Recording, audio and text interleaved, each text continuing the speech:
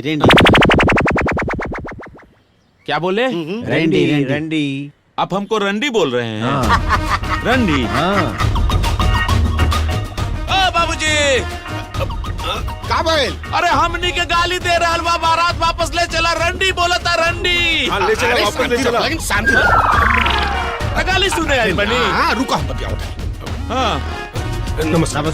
अरे अब क्या कर रहे हैं? ये सब हमारे मेहमान हैं, इनको गाली से क्यों बुला रहे हैं? नहीं होता जी, रंडी का मतलब हम लोग के बोलिए आइए, वेलकम वेलकम, आइए आइए जी।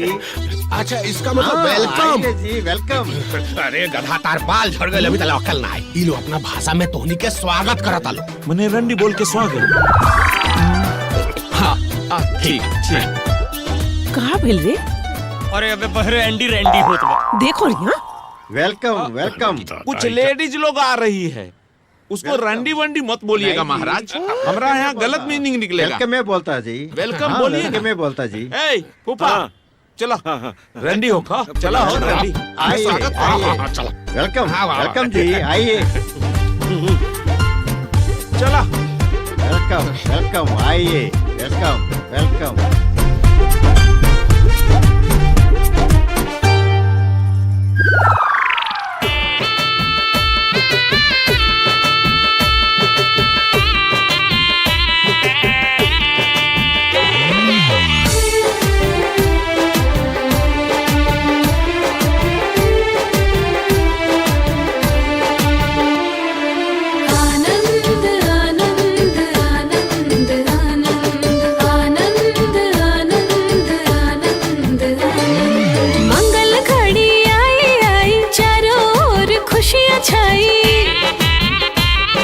सजनी को सजना मिले, मन में तो फूल खिले, बैठे हैं राम सिया आंगन रे आंगन।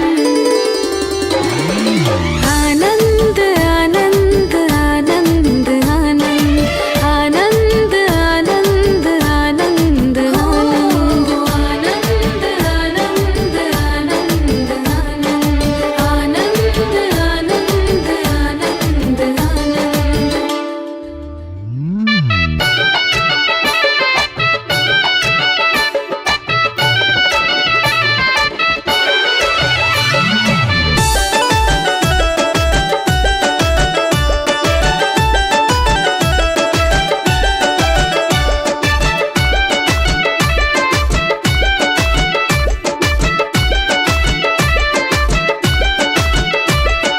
मड़वा अंजूर भइल, चारों ओर सुर भइल। मड़वा अंजूर भइल, चारों ओर सुर भइल। चमकेला रूप जैसे रतिये में भोर भइल। खूब मुस्काली सास, खूब धधाली जी, खूब आगराली। जोड़ी लागेला अनमोल हो, सासु खूब मुस्काली। जोड़ी लागेला अनमोल हो, सासु खूब मुस्काली।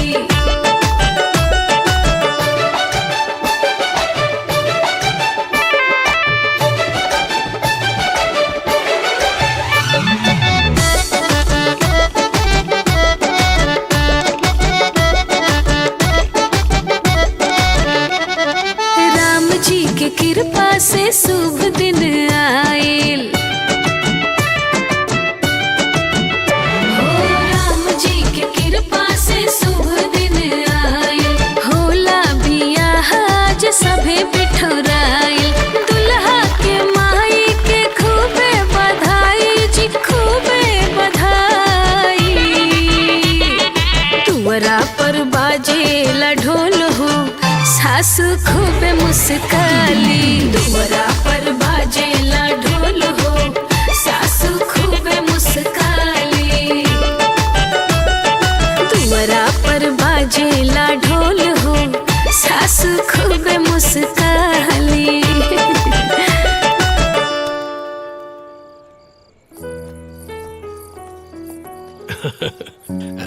आओ बेटा।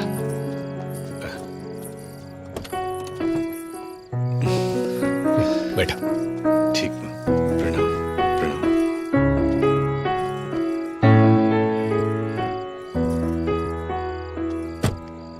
अच्छा जी, नमस्कार। हमको आता जी।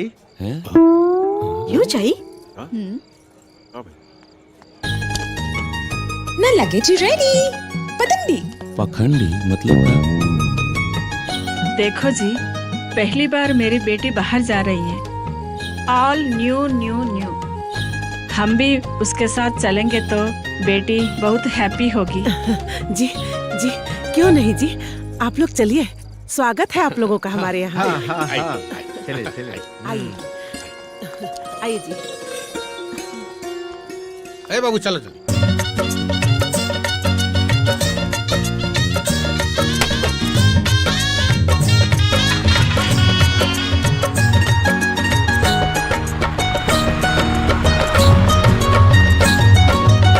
अरे सुन ले बानी कि दुल्हनिया दक्षिण से आयल बिया आ बड़ी सुंदर बिया, तो दुल्हनिया के मुंह देखइबू कि ना?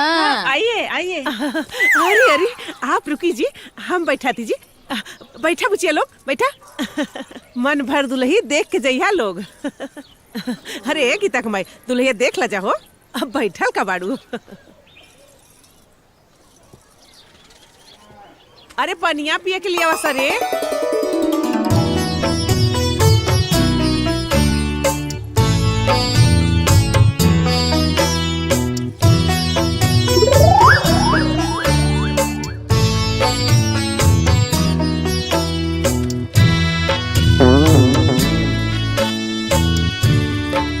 ये जो पैसा मिल रही है ये मेरी बेटी रखेगी ना? नहीं, बेटी क्यों रखेगी? वो सारा पैसा उसकी सास का हो गया है।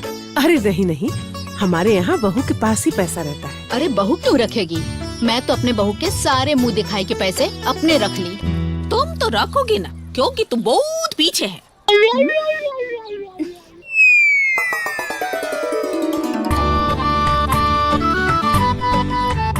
अच्छा लग रहा है जी आपको यहाँ? हाँ बहुत अच्छा। दुल्हनिया तो बड़ा सुनर बिया। दूधो नहा पूतो फल।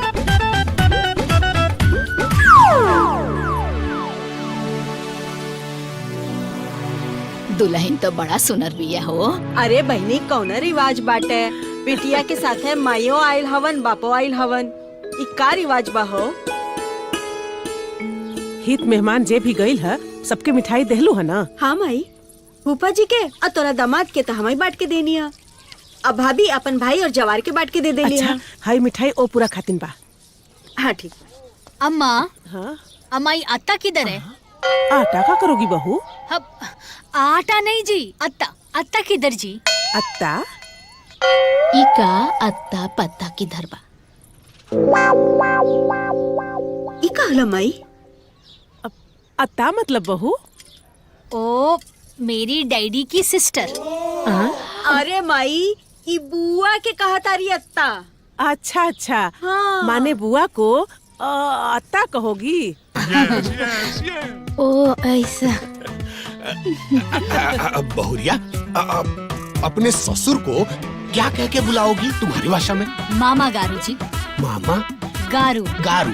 हाँ। मामा गारू। मामा। सुन लो, हम मामा गारू।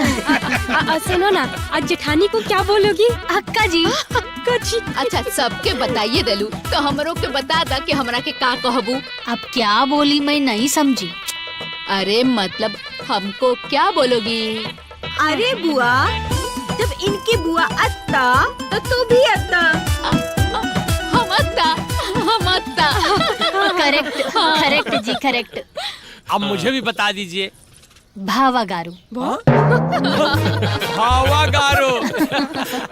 बहुरिया, हमनी के हिंदी हम लोगों को जो जो नाम से बोली हो बहुत अच्छा लगा सुन के। अब से ऐसे ही बोलना। सुनो ना, मुझे एक बात बुलाओ ना।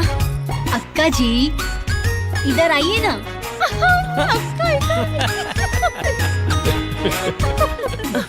बहू, बहू को क्या बोलोगी?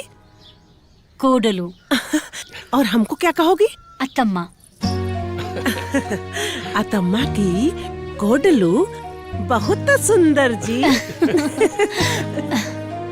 सुनो ना, अपने हस्बैंड जी को क्या कह के बुलाओगी? एमंडी। आंटी कब लजा अरे कुछ ना सुनी ना, रउआ लोग से हमरा के कुछ बात करे के बाद ऊपर चली ना। हाँ अच्छा चला भैया आवा। चल करे यहाँ काहे खातिर बोलौले है? माई इ लोग के रहे के व्यवस्था कैसे हुई? देख ला बाबूजी अपने सपूत के हमनी के चिंता नहीं खेबा, बाकी अपने सास ससुर के बराबर चिंता बा। चुप, देख ला माई देख ला। अरे हम पूछ के कोनो गलती कहीं नहीं कहा। करे ते कायदे से ना रह सकेले हैं? तोहरे बात पर हमरे गुस्सा बरता। अरे धीरे बतियाओ लगे, घर में मेहमान लोग बा। अरे इतना बड़का घर बा, काहे चिंता करे बढ़ले? हो जाए सुते के व्यवस्था। पर कहाँ हुई बाबूजी? अरे हमार बात सुन, हमरा जोरे फुआ सुझई है, एगो कमरा खाली हो जाई और अधिकवा अपने भाभी जोरे सुझ जाई। आय हो गइल ना, दूगो कमरा खाली हो गइल व्यवस्था। हे बबनी, रउआ के कोनो दिक्कत नहीं है ना? ना रे भौजी, 2-4 दिन के तो बात बा, ओकरा बाद तो आजादिया हो जाई।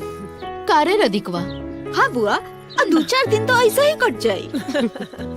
अतम्मा जी, हाँ क्या है बहू? अतम्मा जी, हमारी फैमिली का खाने का टाइम टेबल है जी। Time table? वेरी गुड, नो टेंशन, बता दो। తెల్లవారి 7 నుంచి 9 బ్రేక్ఫాస్ట్, మరి లంచ్ 12 నుంచి 2, మరి రాత్రి 8 నుంచి 9 డిన్నర్। ओके। आप क्या बोले? हम लोग को समझ नहीं आया। अक्का, हम आपको समझाती। मॉर्निंग 7 to 8 ब्रेकफास्ट जी। अच्छा। आफ्टरनून 12 to 2 लंच जी। नाइट 8 to 9 डिनर जी। अच्छा अच्छा, आगे पीछे ना चली, एकदम समय पे खइबू का? ये क्या बोलता जी, कुछ समझ में नहीं आता। हम लोग टाइम टू टाइम खाता तभी फिट है। हमारा टाइम फिक्स है 7 to 7। बुढ़ी बाबा बनेगी जी, टाइम पर बनेगी। सही।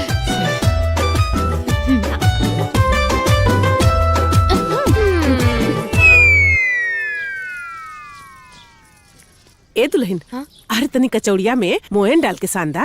अरे कचौड़िया खास्ता हुई ना? हाँ माँ जी। माई इला, ई पालक और टमाटर, परवर और ई बैगन और ई 2 फूल गोभी, 2 फूल। माई भला बताओ, क्यों माई बाप अपने बिटिया के कन्यादान देहे के बाद ओकरे घर के अन्न खावेला का? अरे महेशवा, और वो दूसरा देश के हमन सन रे। हाँ। अरे चुप ना रहबा लोग। ए जी, रो हटी तैजा से बाहर आ जाई। माई माई बुआ आ गेलन ससुरार भक्त, सिस्टम समझावे। जाइए। माई। हाँ बेटा। ऐसा करा, आलू मटर और आलू परवल के रसेदार सब्जी। हाँ। और आलू पालक के सूखा वाला सब्जी बनाता। ठीक बा बेटा। आलू बनाता। सुनो, तनी बढ़िया आलू के चोखा बना दिया वो लोग खातिर। अरे वो लोग के नाम मिला तो ही। अरे रउआ जाके हित लोग के लगे बैठ, हमरा के सब पता बा। इन करो के रह नहीं के जात। अच्छा दीदी, आलू के भुजिया भी बना दिया। ठीक बा बबुआ। ए भौजी, जनता रे पक्का एकर मती मरले बाड़न सन, तबे मी मैम कइले बाटे। अरे बबुनी, कैसन बात करत बानी रउआ? हित नाथ के आदर तो होख ही के चाहिए ना। बुआ, संस्कार संस्कार। हाँ।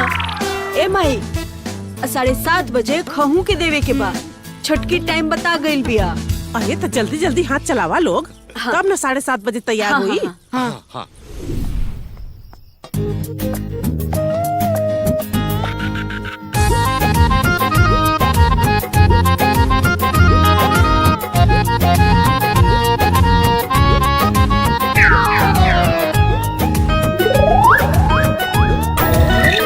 संकोच काहे कर रहे हैं?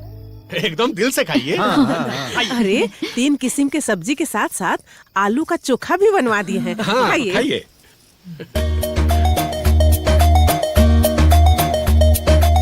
आलू गोभी, आलू मटर, आलू परवल भी है। ఏమైంది అమ్మా? आलू आलू आलू अन्निట్లో आलू। अरे समधन जी, अभी तो आलू बैगन छुटिए गया है। अरे राधिकवा, आलू बैगन लाओ। लाओ लाओ लाओ। ये आ गया आलू बैगन। अरे जानते हैं समधी जी, हमारे घर में ना 1 महीने में कम से कम आधा क्विंटल आलू तो खप ही जाता है। अरे बिना आलू के सब्जी में क्या मजा? खाइए खाइए। हाँ లక్ష్మి తల్లి బంగాళదుంప కూరతో చంపేసినట్టుగా ఉన్నారు మీ వాళ్ళు. ఏంటి అత్త నీ నాటకాలు? గెస్ట్ ఇంటికి వస్తే ఏది పెడితే అది తినాలి, నోరు ముసుకని తినాలి. बहू ये क्या बोल रही हैं? अतमा अत्ता बोली कि सब्जी बहुत टेस्टी, काम बोली कि कम खाने खाने तो पेट फट जाएगी. अरे ना ना जी, चिंता मत कीजिए, दम भर खाइए, कुछ नहीं होगा जी, खाइए। लिया अम्मा जी, आलू पालक। आलू पालक लीजिए। अच्छा आलू मटर तो ले लीजिए। हाँ नहीं अरे समधी जी, हाँ, नहीं, आलू नहीं, मटर नहीं। तो ले। అమ్మా తినండి తినండి కా. సరే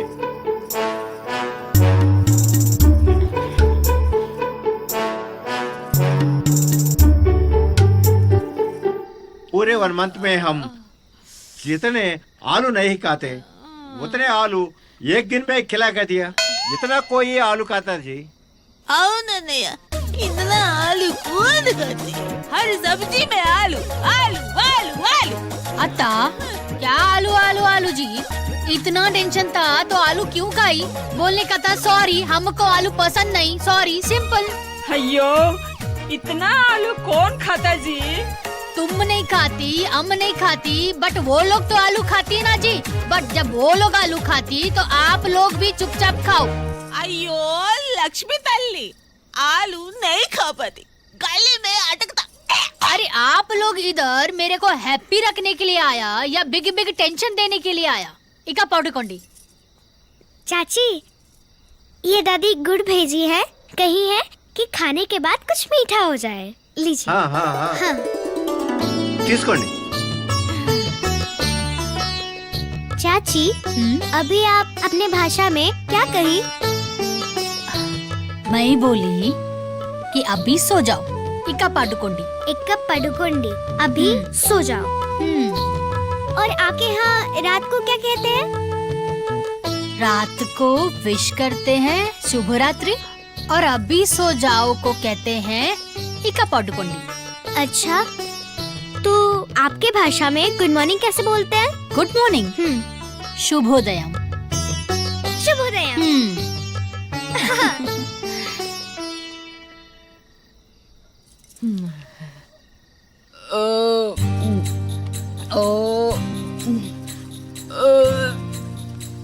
अरे बबनी, काहे के इतना खा ले लू? अरे भौजी, अरे का बताई, खाना इतना बढ़िया बनल रहल हनु कि हम धकेल के पूरा खा गई नी. अच्छा बबनी, ये बताई मेहमान का खातिरी बढ़िया से रहल है ना? अरे भौजी, खातिर तो इतना ना बढ़िया भइल हटे आपके उ लोग 10 पूत याद रखी. अच्छा, लेकिन माई बड़ा कम खाइला लोग. माई देख लू हा, खाना भी खानी देख के उ लोग के हालत नो खराब हो गई हा. बाकी जिंदगी भर कही लोग नु कि बेटी के दूसरा देश में ब्याह कैनी ह, लेकिन आदर भाव बड़ी मिलल हटे. ए माई, हाय देखा हम जात है बाहरे सूते. नहीं बचवा, अरे 2-4 दिन का तो बात बाटे, जा सुत रहा. अरे हमार बिछौना उछौना ना लगे बसंकार है। बाबूजी रहुआ चलिए, हम लेके आवतनी. हाँ ठीक. दादी शुभ रात्रि, इक्का वेली परकुंडी. कहा बोली है बुचिया?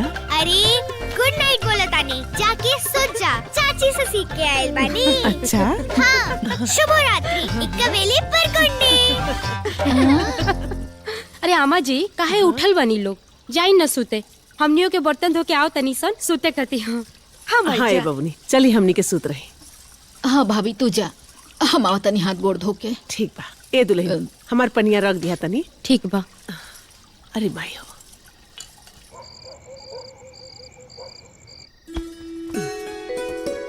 आइए बबनी, सुतल जाओ। आए सुती। ए भौजी, हमरा के एक तकिया पे सुतल ना होला, हमरा के सुते खातिर 2 गो तकिया चाहिए।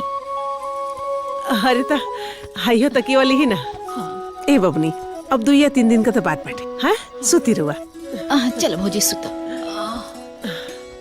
इतना में दोनों लोग सुत जाए। अरे ना बबनी, कोनो दिक्कत नहीं के। इतना बड़का तब पलंग बा, सुती पसर के। हाँ भाभी। अरे ते ने कहा रे? तो हम कहाँ जाए? ए बिटिया, तू पापा लगे जा, सुत जा। हम ना जाए, ए जे सुत। ना ना, जो पापा लगे सुत। जेबी की ना। जा जा जा, जो पापा लगे, जो भैया लगे सुत जा। जा जो जो।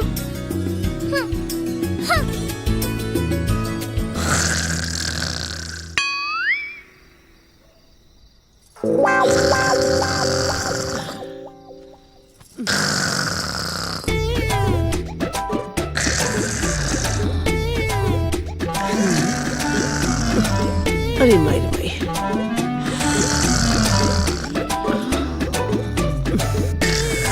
अरे बाप रे बाप, कैसे वहां आई लगी।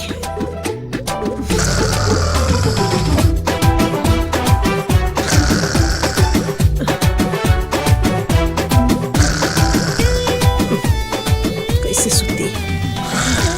काजी, मन लागत है ना हमरा बिना खूब? नहीं लागत। तो रउआ तो हमरा के एको बार फोनो ना कहनी हा।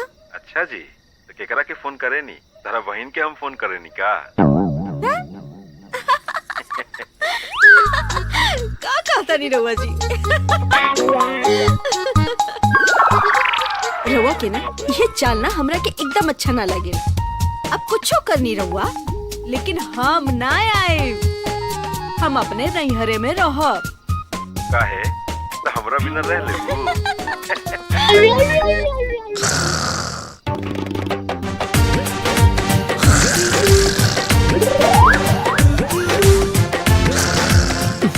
हे भगवान, अब हम क्या करें। अरे बाप रे बाप। अरे रही ना अकेले, हम आइम ना। रही रही खूब आराम से आप अकेली रही, हम ना आए। हम हूँ अपना नैहर में बानी, आराम से रहे। आप रही आराम से। तो रही होई जे, हर माई तो तरह के भर पेट खाना खियोइते होई है।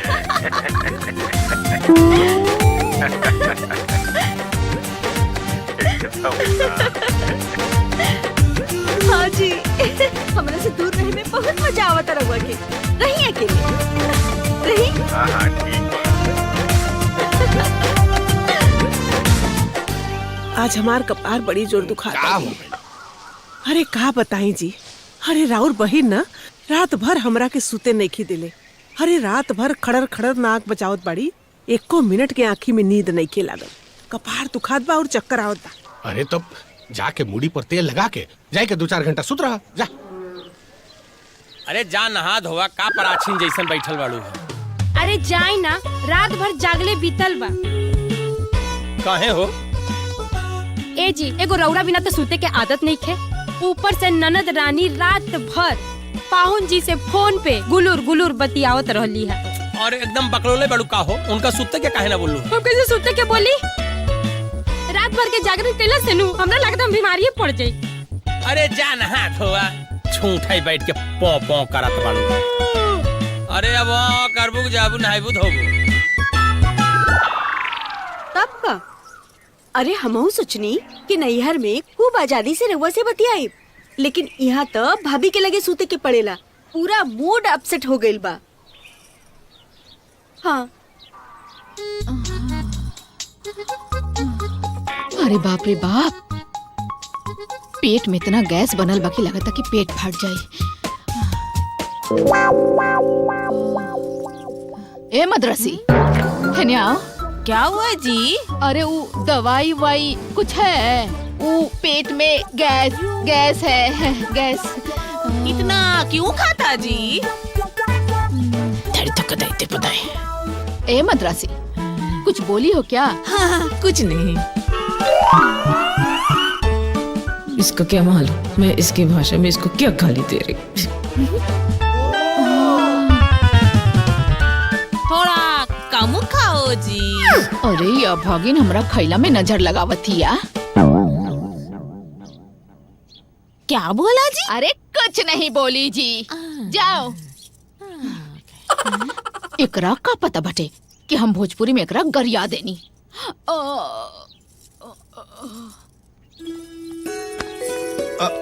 अरे सॉरी सॉरी, बहुत अच्छे लग रहे हो। अच्छा सुनो,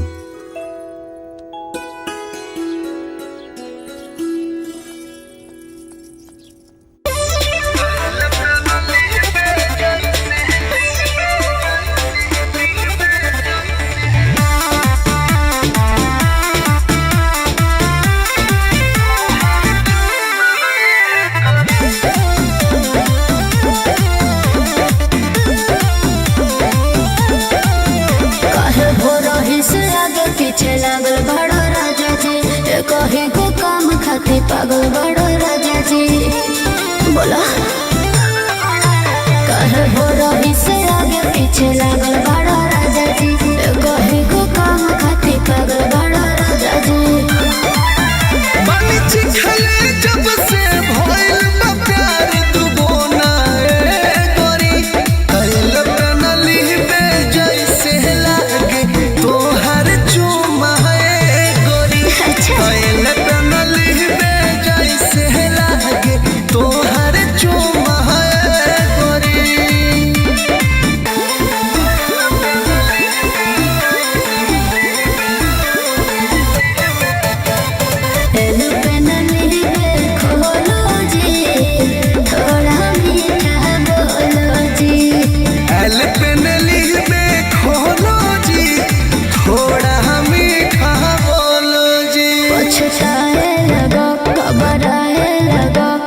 चक्कर में हम दोबारा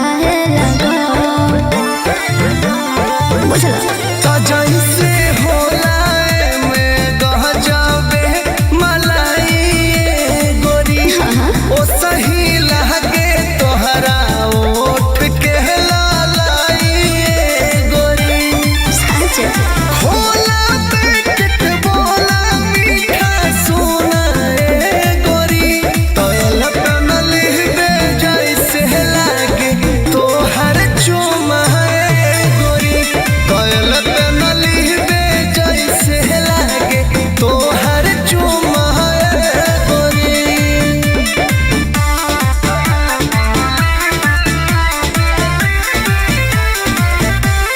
हेलो पेनली खोलो जी थोड़ा मीठा बोलो जी एल पेनली बे खोलो जी थोड़ा मीठा बोलो जी फुसलावा ना हो बुलावा ना हो अपन बतिया में राजा पोलावा ना हो सब जानता नहीं एक बेर महना हमार बात महजा पैबुए गोरी हो खबू महने मने खुश जब जब खैबुए गोरी संगे संगे प्यार के बतिया बुनाए गोरी कोयल बनली बे जैसे लागे तोहर चुमा गोरी कोयल बनली बे जैसे लागे तोहर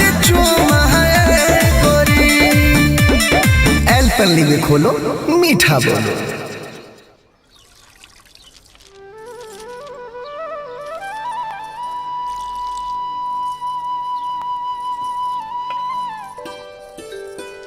लीजिए चाय पी लीजिए आप लोग। चाय नहीं जी, कॉफी, फिल्टर कॉफी जी।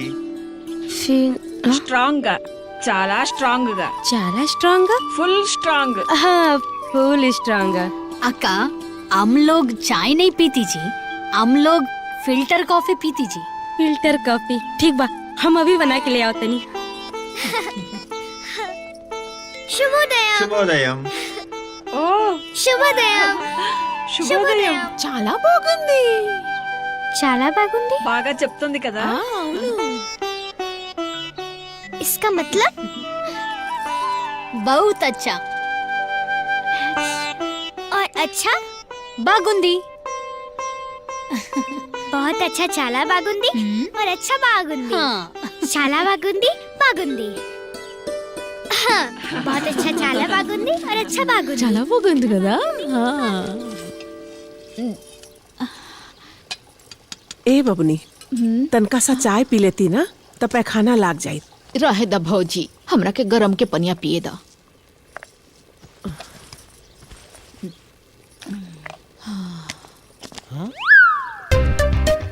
बनावा बनावा सारे काफी बनावा था।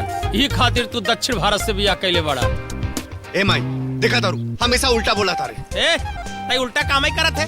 सारा नहीं माइक का बीच में लिया थे, माई करत रहते। अरे चुप रहा सरे।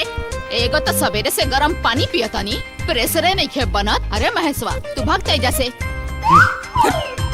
ए बुआ, ते पहले अपन पेट के इलाज कराओ। भौजी कॉफी तैयार बा, कब दा? हाँ हाँ हाँ। बउआ जी हाँ? नीमन रही कि रवा घर जमाई बन जाती। अरे कम से कम रहे में दिक्कत आ, खाना पीना के मगजमारी त ना हुई। अरे ये तो हल लोगन हर घड़ी टेढ़ मत बोलल कर। हमरा के तनको निमन नहीं खिला कर। दादी चाला बागुंदी। एकर का मतलब होला बेटी? बहुत अच्छा।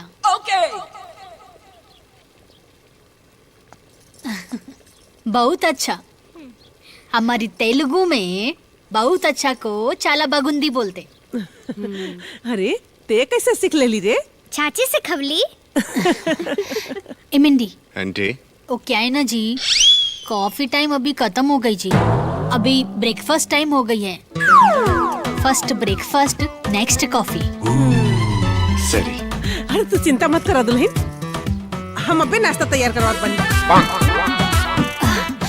अतम्मा जी क्या बोलती है?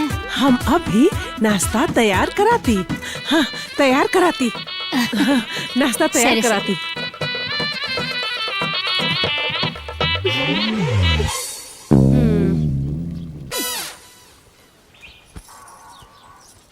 ए भगवान, अरे लागत कि पेटवा में कोनो बीमारी हो गई बका। अरे बाप रे। అందరు బాగానే ఉన్నారు. మీరందరూ ఎలా ఉన్నారు? ఓకే అవును సరిగానే ఉందిలే. ए मद्रासी, अरे हेने आती। क्या हुआ जी? अरे तहनी के इडली डोसा खैला से पेट ना भरेला का? तुम क्या बोलता, कुछ समझ में नहीं आता जी। जा रे बहुचट मद्रासी जा।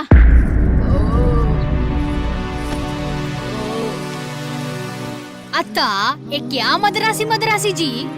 सब साउथ इंडियन मद्रासी नहीं होता जी। हाँ हम तेलुगु जी, तेलुगु। हमारा साउथ इंडिया में 4 लैंग्वेजेस जी, तेलुगु, तमिल, कन्नड़, मलयालम। आम तेलुगु जी, तेलुगु। हमारा पूर्व प्राइम मिनिस्टर पीवी नरसिम्हा राव ओ तेलुगु। हाँ हमारा लेडी सुपरस्टार श्रीदेवी जी ओ Telugu. The great director, Indian director SS Rajamouli ओ तेलुगु। और 6 पे 6 हिटमैन मारने वाला रोहित शर्मा ओ भी तेलुगु। और तो और पुष्पा झुकेगा नहीं, अल्लू अर्जुन ओ तेलुगु। तो सब साउथ इंडियन मद्रासी नहीं होता जी, हम तेलुगु है जी, तेलुगु। वाह पिन्नी वाह, बहुत अच्छा। चाला बागुंदी। चाला बागुंदी। वैसे पिन्नी बोलो जी। आपकी भाषा में झुकेगा नहीं को कैसे बोलेंगे? तग्गे दिले। तग्गे दिले। मद्रासी नहीं जी, तेलुगु। तग्गे दिले।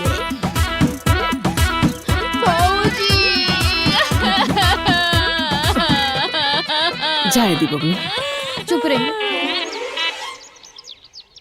समझी जी, ये जो एकदम टाइम टेबल के साथ हम लोग खाते हैं ना, बहुत सही है। ये लीजिए आ गया गर्मा गर्म पराठा और दही। और ये आ गया करारा आलू भुजिया।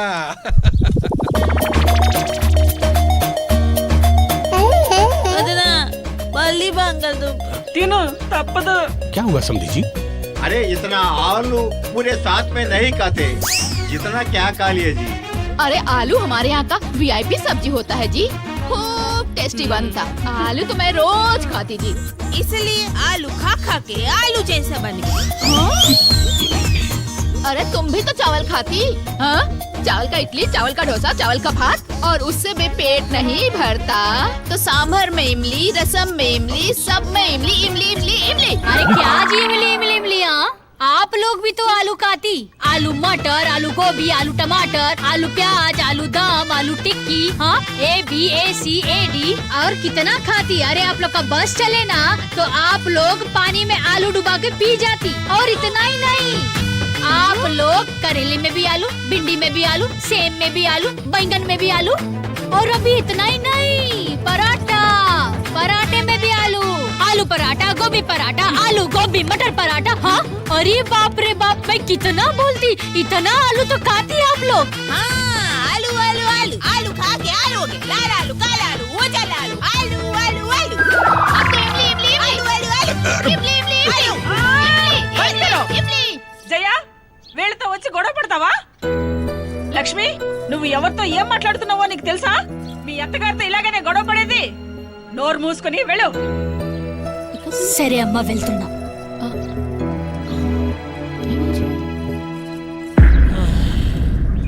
थोड़ा सा आलू सब्जी दा।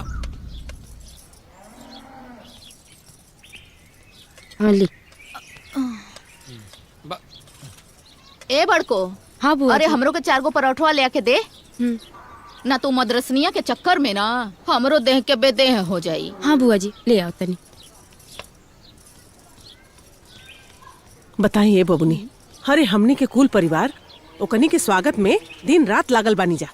आई 2 दिन का आयल पतो पड़दारी नियन अपने माई बाबूजी खातिर हमनी से लड़ाई लड़तिया जी।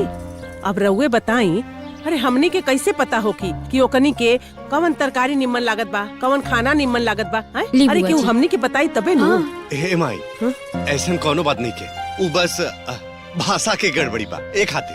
एजा ना सबे सब समझाता, रवा ज्यादा छापे के कोशिश मत करी बाबूआ जी। अरे जब सोच में इतना अंतर बा तो विचार में टकराव तो होकबे करी।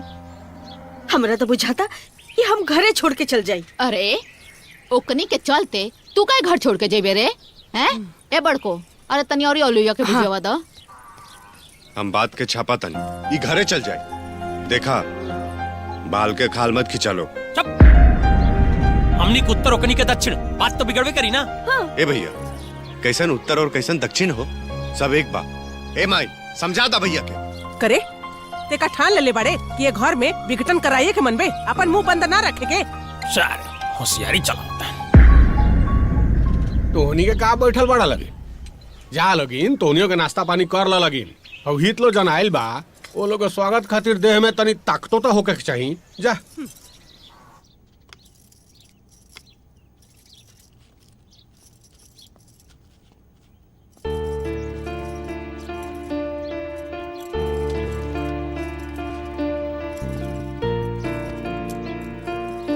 श्री।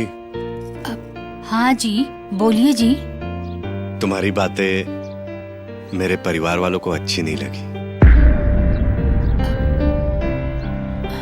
अतम्मा को ओ ऐसा नहीं बोलने का जी, हमको भी तो बैड फील हुआ ना जी। हाँ, बट इतना लाउड रिप्लाई नॉट गुड। आपके घर वालों को क्या पसंद है उन्हें कैसे मालूम होगा? करेक्ट।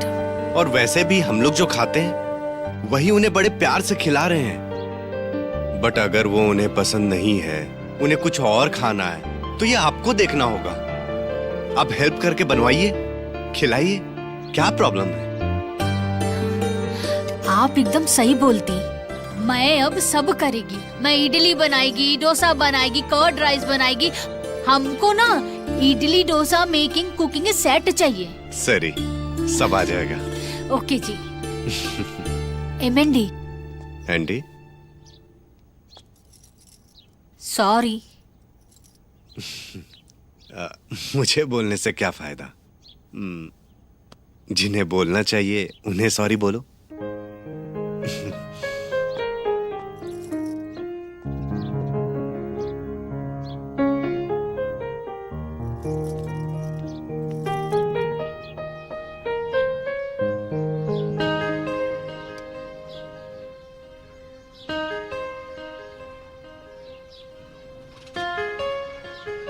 पापा इकड़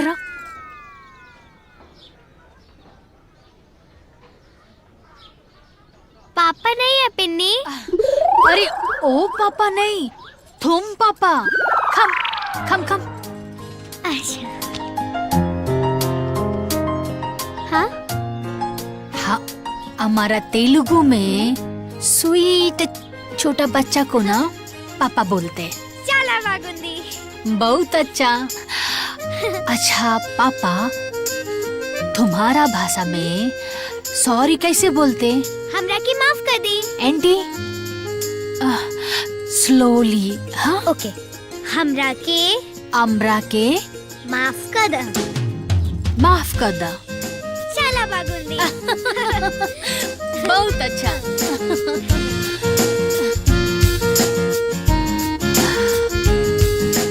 हमरा के माफ कर द। अरे जल्दी जल्दी हाथ चलावा लोग, उन्हें लोगन के खाए का टाइम हो जाए ना। हाँ हाँ।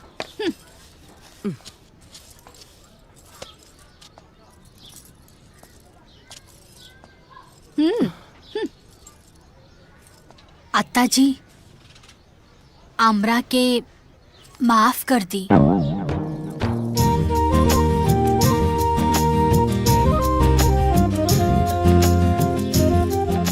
अरे तू भोजपुरी कैसे सीखलू बहू? का बोली अत्ता माँ? हमारा भाषा तुम कैसे सीखी जी? वो दादी हम सिखवनी है चाची के। अच्छा। अत्ता माँ, जब हमारा अम्मा नाना इधर ही रहने का जी, तो उनका खाना हम बनाएगी। हमको इडली डोसा बनाने का सब सामान चाहिए जी। हाँ, हम सब सामान मंगा के देती, आप भी मंगा के देती। सेरे सेरे।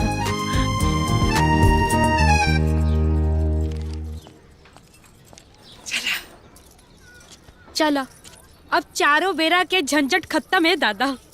हाँ भाभी, अब ई बनाई हन, हमनी के आराम से बैठ के खाई जाई। फुल टेंशन है खत्म। अच्छा, छोटका टेंशन तो खत्म हो गई, लेकिन बड़का टेंशन अभी बटले बाटे।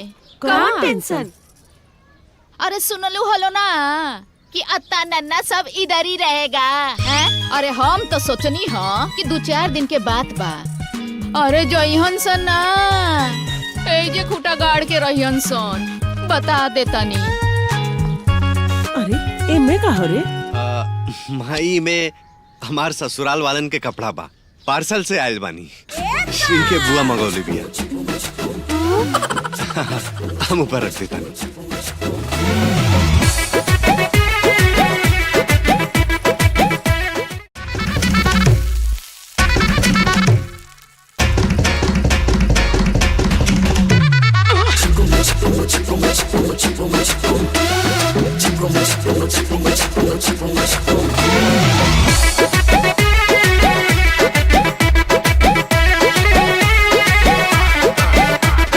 मैं तो बनाएगी, अच्छा जी, अच्छा जी, सबको खिलाएगी, अच्छा जी, अच्छा जी। अम्मा मैं तो बनाएगी, अच्छा जी, अच्छा जी, सबको खिलाएगी, अच्छा जी, अच्छा जी। खाएंगे सब उंगली चाट चाट के, टेस्ट होगा बेस्ट हैदराबाद के। जल्दी बता दो, जाना है सबको, खेत में लगी है कटनी। చెప్పమయ్యా మండుతున్నావు इडली डोसा वड़ा सांबर चटनी, इडली डोसा वड़ा सांबर चटनी, इडली डोसा वड़ा सांबर चटनी, इडली डोसा वड़ा सांबर चटनी।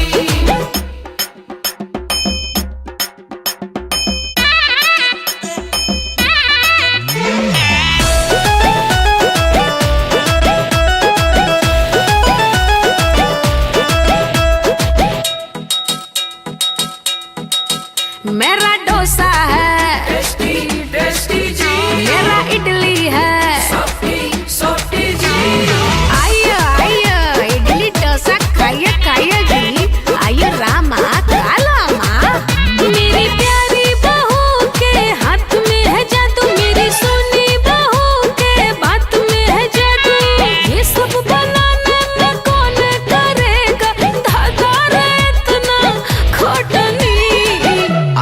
బట్టలేదు इडली डोसा वड़ा सांबर चटनी इडली डोसा वड़ा सांबर चटनी इडली डोसा वड़ा सांबर चटनी इडली डोसा वड़ा सांबर चटनी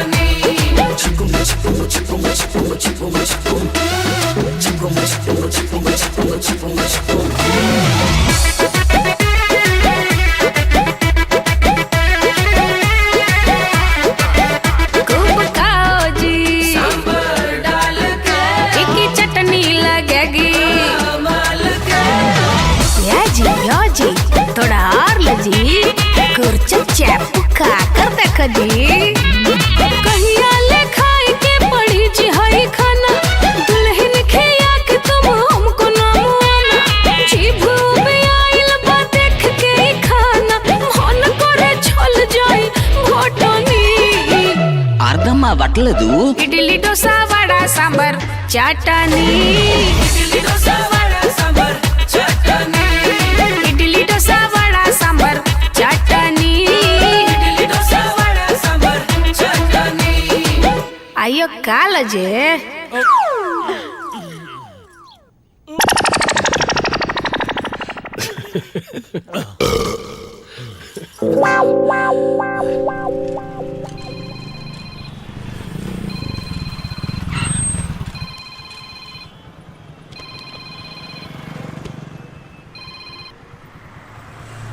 हेलो ए जी बुझा तना ई घर इडली डोसा के सेंटर हो गइल बा। रोज रोज इडली सांबर खात खात हमार मन उकता गइल बा। तो का करबू साउथ इंडिया में तो इडली डोसा खा के ही तो सब लोग जिएला। और जब तहर माई अपने घर के साउथ इंडिया के राजधानी बना देले बाड़ी तो तू इडली डोसा चुपचाप खात रहा। अब फोन रखा, हम तनी गाड़ी चलावत बानी। आपसे ना बातें कइल बेकार बा। रखी फोन आप। ना ना का कहलुआ तनी फेर से कहबू तो। देखिए अम्मा जी, हम ही कहे के चाहत बनी कि हमनी के काहे रवा मुआई पे लागल बनी। हमनी के अपना हिसाब से अलग खाना बनाए दी ना, वो लोग अपना पसंद से बनाओ तो लोग नु। मतलब अब एक घर में दुद्दू को चूल्हा जली। अयो देखा था रुमाई, भौजी तो ये चाहता रही कि घर के बंटवारा हो जाए और घर में दूधू को चूल्हा जली। देखिए बाबू जी, रवा हमरा बात के नु गलत अर्थ लगावत बनी। दुल्हन हम ये सब कुछो नहीं जानत। तो के हमरे समधी समधिन से बेसी दिक्कत बा ना तो तू अपने नैहरे चल जा। माई ई तू का कहा तारू? उ लोग के चलते हमने सबके रहे में कितना दिक्कत होला। अब आदमी और कितना दिक्कत सही। तो दामाद जी के बुला के तो हूँ अपने घर चल जाओ। अरे भौजी ऐसे काहे बोला तारू? अरे तो बबनी का बोली हो? आए? अरे ये लोग इतना दिन से बात तो हम दिक्कत झलते बानी ना। आए? हमार पतो के माई बाबूजी कुछ दिन खातिर लोग आइल बा। आए? तो सबके सकेत होके लगल। हमार बात कान खोल के सुन ला सभी लोग। अरे हमारा तरफ से सबके आजादी बा, जेके जहाँ जाए के बा ना वहाँ जा। हमके इडली डोसा पसंद बाटे, हम तो खाए। तो हम लोगन के ना खाए के बा तो जिन खाए। देखा ना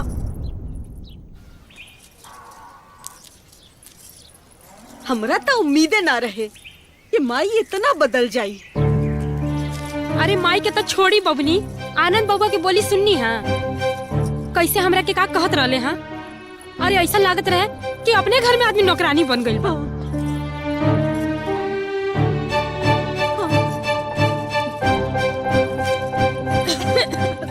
अरे ई कहोई रे? अरे बुआ ई ओकनी के ना आमर सांबर झामर के मसाला बनाई हंसन। हटसन हमू तोड़ देता तू रहे दा। अरे ना रहे दे तोड़ देता नी। हाँ इली बैठी बुआ।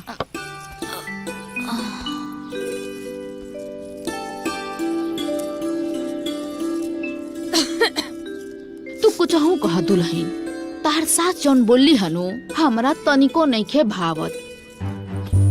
तो रउए बताई ना बुआ जी, हमरा पास सुने के अलावा कोई रास्ता बा? अरे काहे नहीं खे रास्ता? हाँ? जितना अधिकार एक घर में छोटकी के बा उतनो अधिकार तोहरो बाटे। हाँ। अरे जैसे पूरा अपना खानदान के बुला के जमावड़ा बैठैले बिया, तू फोन करके अपना भाई भुजाई के नैहर से बुला लो। अब बैठा दा बुला के। हुआ एकदम ठीक कहता री भाभी। बाकी ओसे का हुई?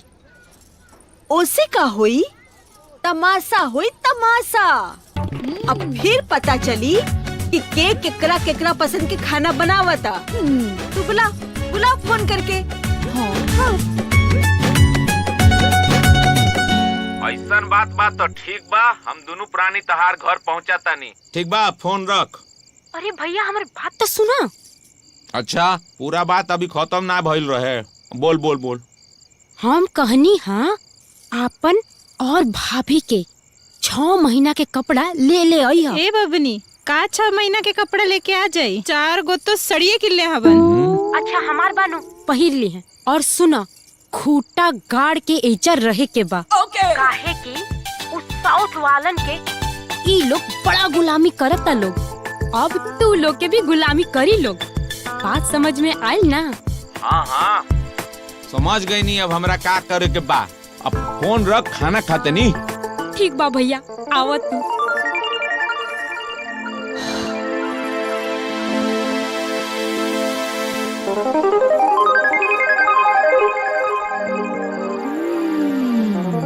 గురించి చెప్తుందా? చెప్తా దీని పని వాళ్ళ అత్తగారితోని। सुनिए जी, आपकी बहू कुछ फोन पे बात करती जी हमारे खिलाफ। अच्छा हाँ, ऐसा क्या बात करती है जी? ओ फोन पे ऐसा साउथ इंडियन बोलता जी। अच्छा सुनिए ना जी, अपने भैया भाभी से इस बारे में कुछ मत कहना जी। हाँ, मैं देखती जी। ठीक ना जी? ठीक है जी, ठीक है जी।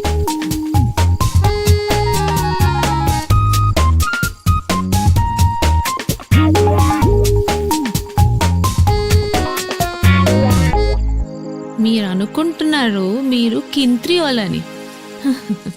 మీకు తెలియదేనంటే ఇక్కడ దినకంత్రి ఉన్నదని। చూపిస్తా, నీ చటకాలన్నీ చూపిస్తా।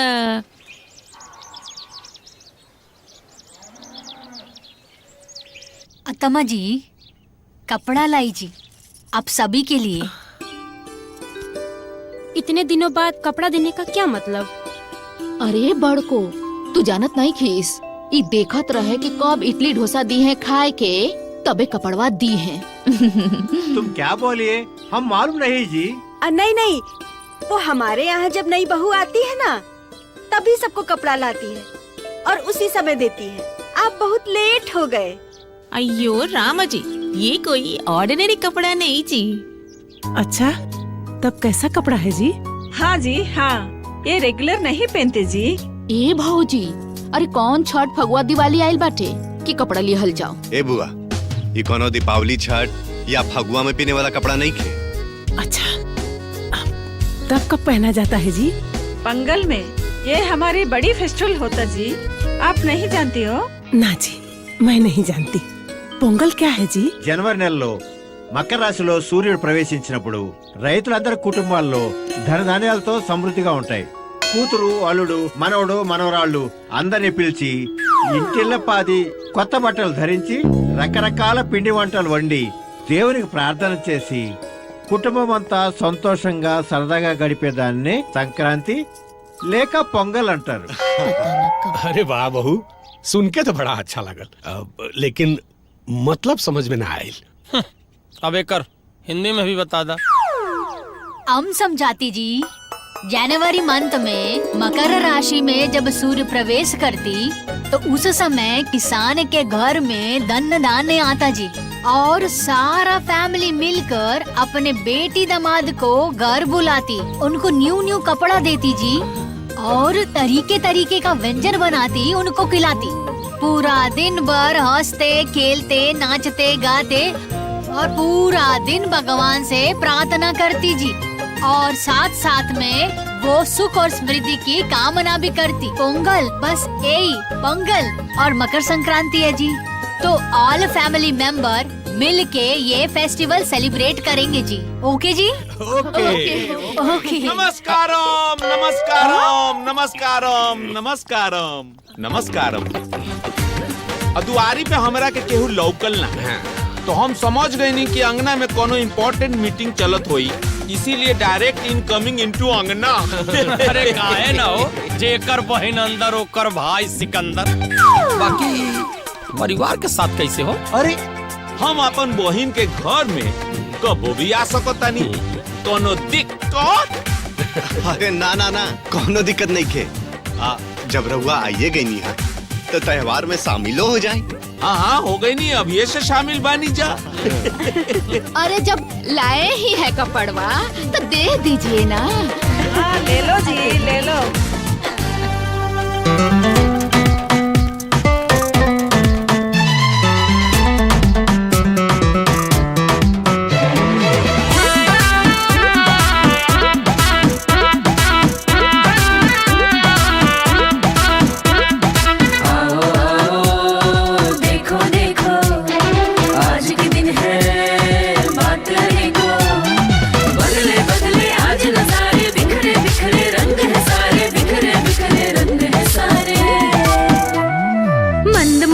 खुशियों की बयार चले, लहराते बल खाते संग संग प्यार चले।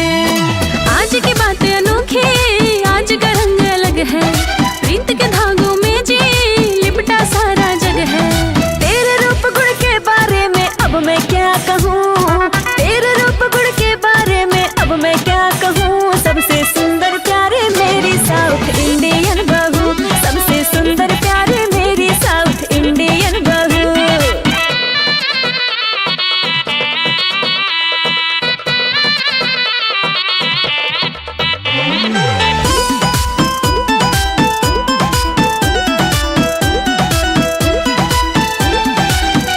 बड़ा प्यारा दिन आया है, हर ओर मजा छाया है।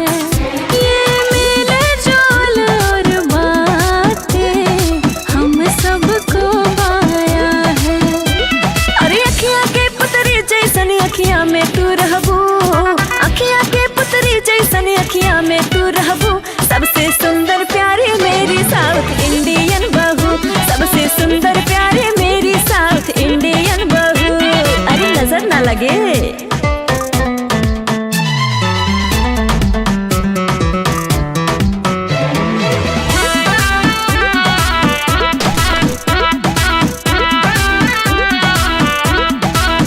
मेरा घर है स्वर्ग से प्यारा, प्यारे सब लोग हमारे, हर एक लोग लगते ऐसे जैसे कि चांद सितारे।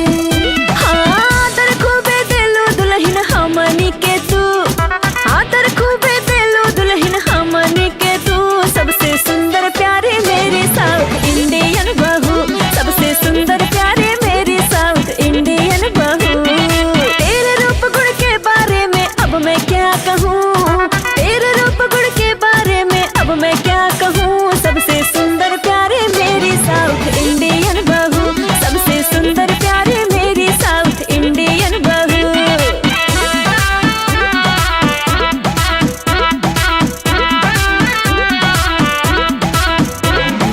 इंडियन बहू। वाह वाह वाह वाह वाह, बहुत अच्छा बहुत अच्छा। बच्चा अल्लाह भगवान, काम करत करत हाथ दुखा जाता वे हमार। अरे साउथ इंडियन आके खिया खिया के पिसवा पिसवा के एकदम पेट में दर्द लगा दे ले पिया। का कर कुछ तो उपाय अब ये सुना हमार बात, सूतल बैठल खाइल पियल बोला हराम बा। कुछ करो भैया, कुछ करो। अरे बहना, समझ गई नी तहार कहना। हमरा के उस साउथ इंडियन के ऊपर ग्रेविटी मेंटेन बा करना। हाँ। मतलब हमरा के ओकनी लोगन के टेंशन देवे के बा। मतलब उ जोन साउथ इंडियन लोग बा, उनकर जो डिमांड बा, हमरा के ओकनी के डिमांड के ना उल्टा करे के बा। अब देख बहन, कैसे हम इडली डोसा वालन के बैंड बजावता उड़ी बाबा। हाँ भैया, बच्चा वाला जिंदगी अपना बहिना के। अरे सुना ना, एकदम दिमाग खराब हो गया बड़न सन। ए भैया, कुल परेशानी दूर कर। जान तरह हो जाई। इनको नहीं मालूम इनके साथ रहते रहते मेरे को भी थोड़ा थोड़ा भोजपुरी आती। ये लोग मेरे फैमिली अगेंस्ट ग्रुप बनाती। मैं भी बताती इनकी कैसे अब बैंड बजाती। तू लोग चिंता मत। हाँ। अरे बाप रे,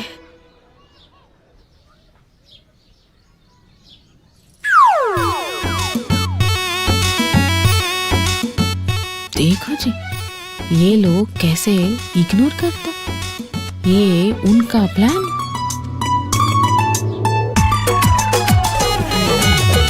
आप नहीं खाओगे जी? नहीं नहीं नहीं, मेरा पेट बहुत दुख रहा है।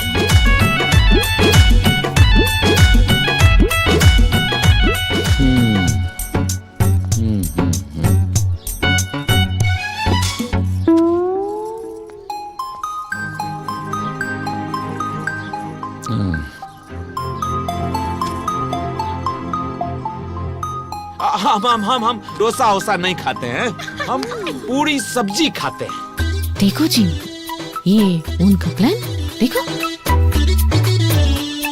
लेकिन सिर्फ यही बनी जी, डोसा बहुत टेस्टी होता जी। देखिए देखिए, जब आप लोग हमारा खाना नहीं खाते हैं तो हम आपका कैसे खा सकते हैं, है ना? ए जुआरी, ई कौन नाटक हो? अरे ई खाना का खराब बनल बाटे, जौन बनल बा तौन खा ल। काहे अम्मा जी, जेकरा जौन पसंद रही तौनी नु खाई। अब यहाँ लोग के इडली डोसा पसंद बा तब बने तनु।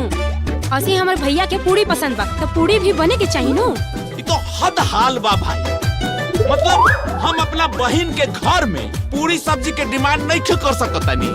हमरा खातिर पूरी सब्जी नहीं खे बन सकत। मतलब हम पूरी सब्जी खा ले तब बवाल मच जाई। हद हो गई। ए बड़को, छोटको अपन माई बाबूजी खातिर बनावत बड़ी ना, तो तू जा अपन भाई खातिर बना ला। हाँ बनावा गर्मा गरम पूरी और सब्जी। हाँ और इडली डोसा ले जा ले जा ले जा। थाली में लेके आइया हो। आई पत्ता उत्ता में खाना ना होई, पंखा झले के काम आई। यो फाटल बा। है महाराज? अच्छा जैसे डोसा बहुत है तो खाई ना महाराज चुपचाप। का टेस्टी बेस्टी कैले बानी।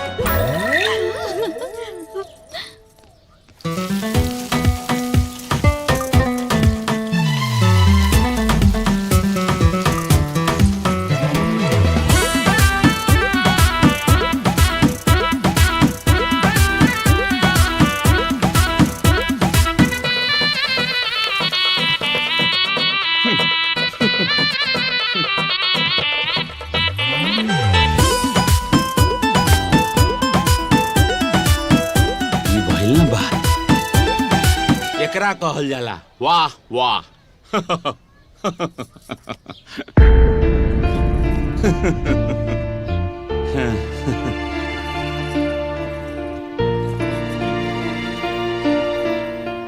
తీసుకోండి తీసుకోండి అన్న తినండి.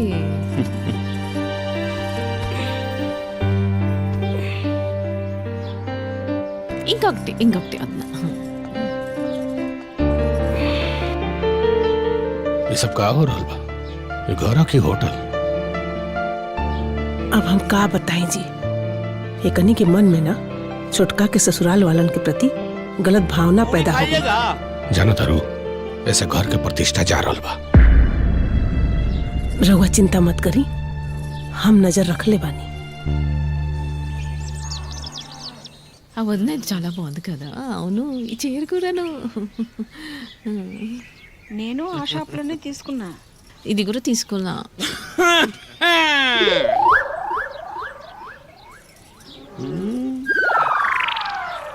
షాప్ లో చాలా బాగుంటాయి. सुनिए, आप लोग को हमारे बारे में कुछ पता है जी?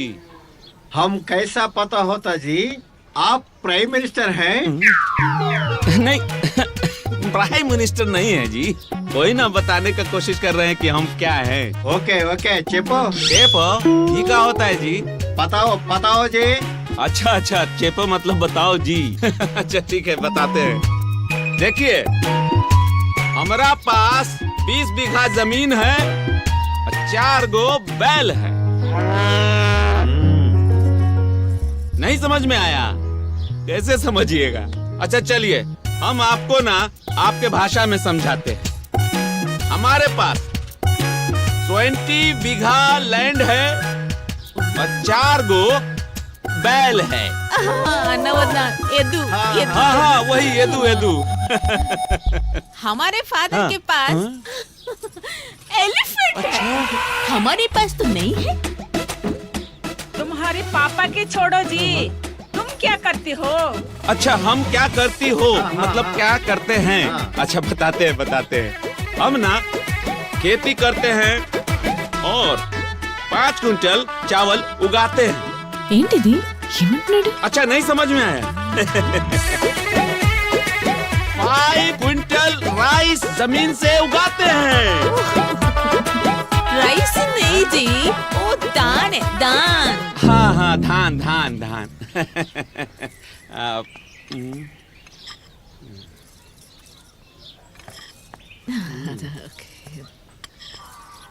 हमको खाने के बाद में फिल्टर कॉफी पीता है, फिल्टर कॉफी। हम लोग खाने के बाद फिल्टर चाय पीते हैं जी, समझे?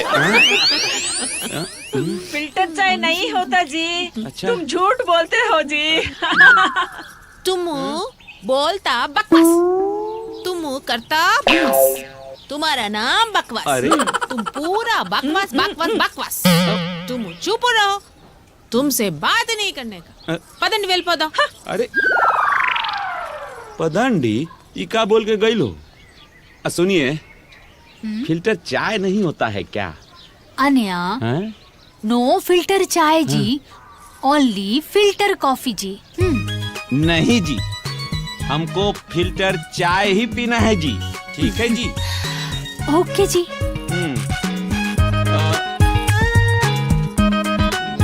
काफी पीता? नहीं।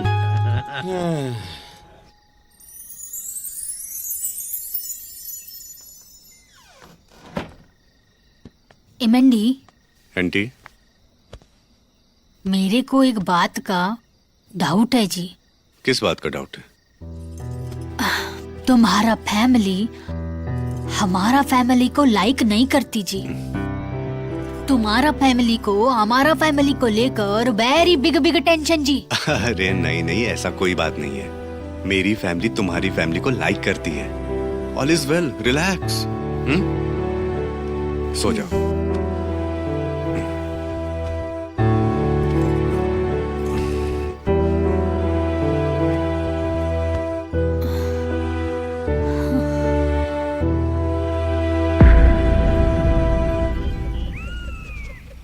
ये देखिए, देखते जाइए यहाँ से लेके वहाँ तक।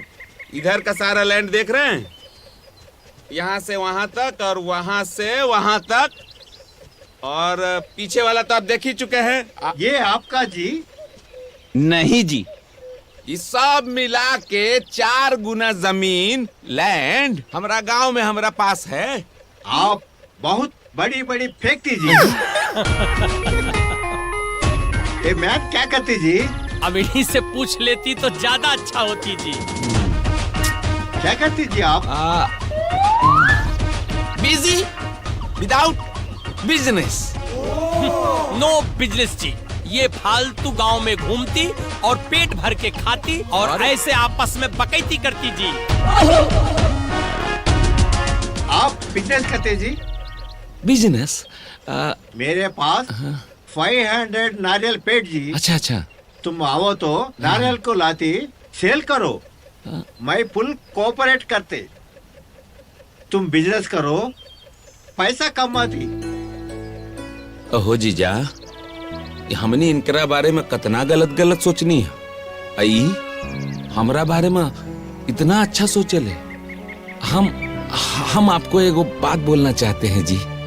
आपके लिए हम बहुत अच्छा नहीं सोचे, बहुत गलती कर रहे थे सर। वो क्या है ना कि आप दक्षिण, हम उत्तर, आपका अच्छा वाला भावना नहीं समझे जी। हमसे बहुत बड़ा गलती हुआ जी, सॉरी जी। नो सॉरी। इसीलिए तो उत्तर दक्षिण पूरब पश्चिम में सब अलग है, बस एक चीज कॉमन है। क्या है? एलपेलीबे। हाँ अच्छा।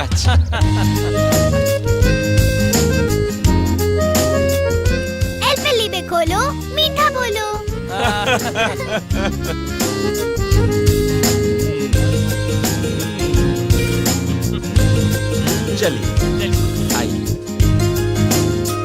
तो देवी और सज्जनों, जैसा कि आप लोगों को पता है कि प्रयाग में गंगा जमुना सरस्वती का संगम है, उसी प्रकार हमारे इस परिवार में दक्षिण और उत्तर का संगम है।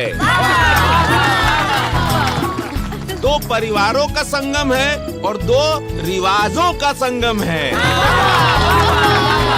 उसी संगम का हम आज यहाँ पे अद्भुत नजारा पेश करने जा रहे हैं, जिसका नाम है अंताक्षरी।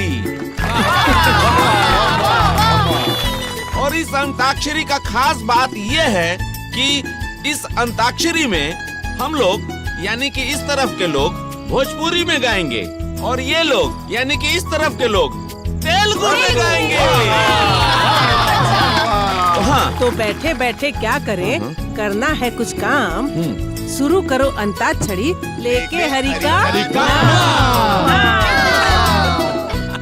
माँ से बुआ जी माँ से। మన ఎరుగని మల్లెపూల జీవితం, మన కథలకి కలతలు శాశ్వతం, కనివిని ఎరుగని నటుల జీవితం, నటరాని నరుడికి నరకార్యం. वाह। हाँ तो फिर माँ से। हाँ, माइके के टिकट। माइके के टिकट कटादा पिया, कटादा पिया, कटादा पिया, के टिकटवा कटादा पिया, कटादा पिया। या से యా యా యా యా ఏనుగు ఏనుగు నల్లన ఏనుగు దంతాలు తల్లన ఏనుగు మీద రాముడు ఎంత చక్కని దేముడు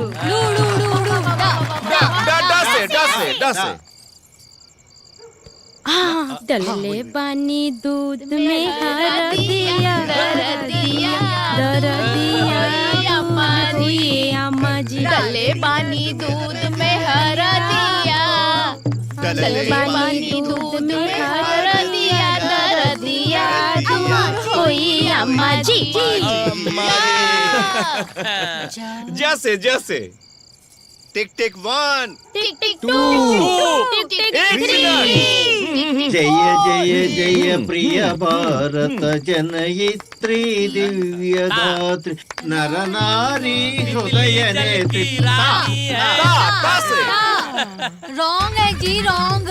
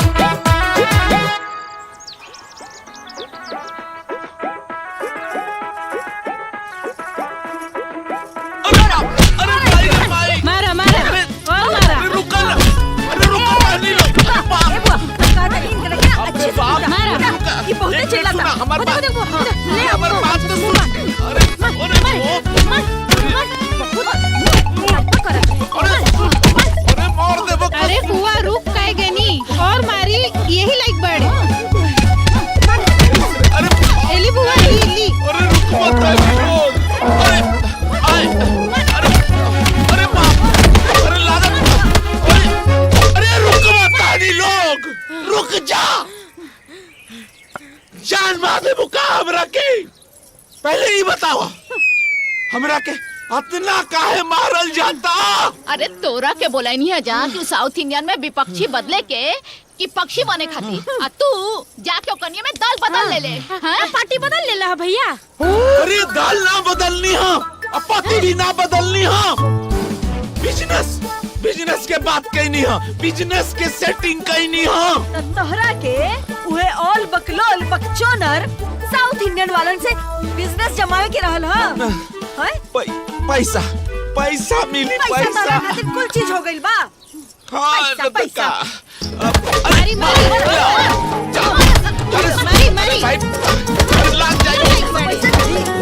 वो मेरे को वो बकलोल बकचोनर साउथ इंडियन बोल इंसल्ट किया।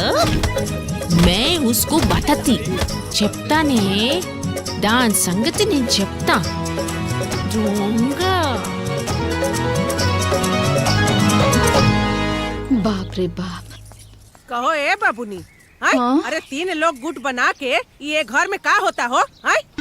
का भइल रे भौजी? तू लोग आनंद के ससुराल वालन के खिलाफ षड्यंत्र करो तारू। अरे माई ये सब तो का कहा तारू?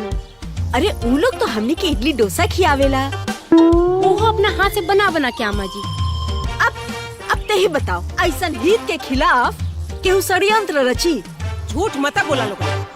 अरे अम्मा जी रौरे बताई, रउआ ये बात कैसे पता चलल? हमके दुल्हन का फुआ बतौली है। हाँ?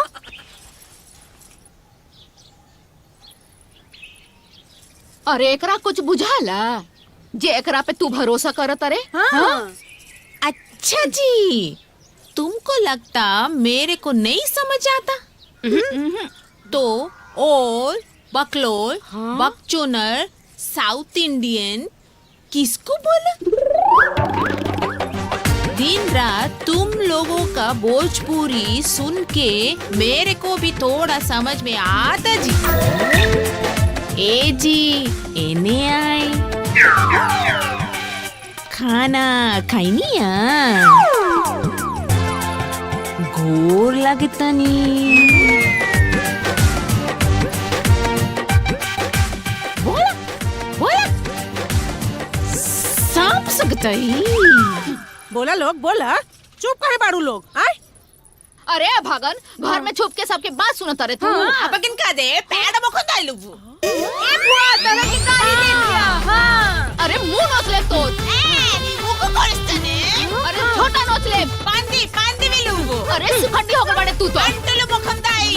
अरे तू पागल आलू तेरी डोपड़ा तैयार हवे। अरे तू आलू खात इतना मोटा गइलू है ये का तारी? चावल खा के इडली डोसा सांभर वड़ा सुखंडी हो गइल बड़े। हां आओ बे आओ। अरे सुखंडी जे को अरे पागल तू बखंदा पैड बखो। अरे शांत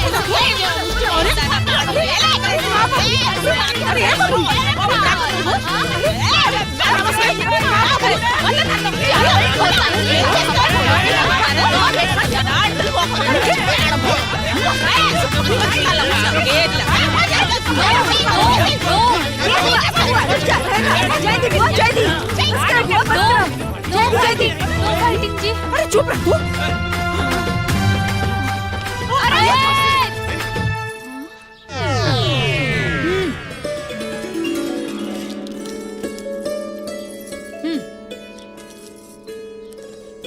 एल पेनलीवे कोलो मीठा बोलो।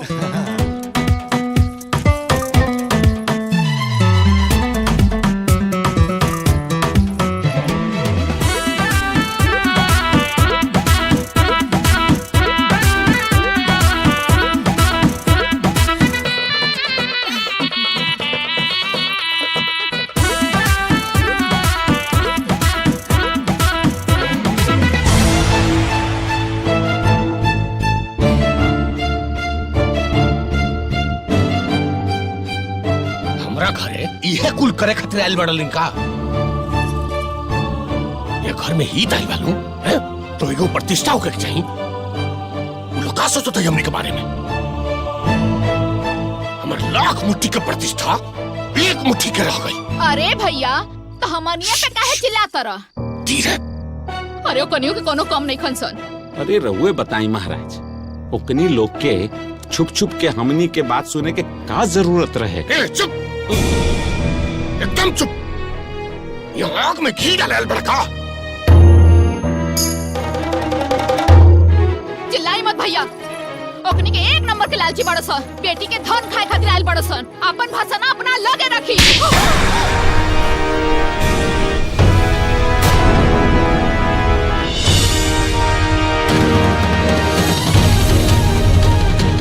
चल निकल, निकल जैसे, निकालिए जैसे।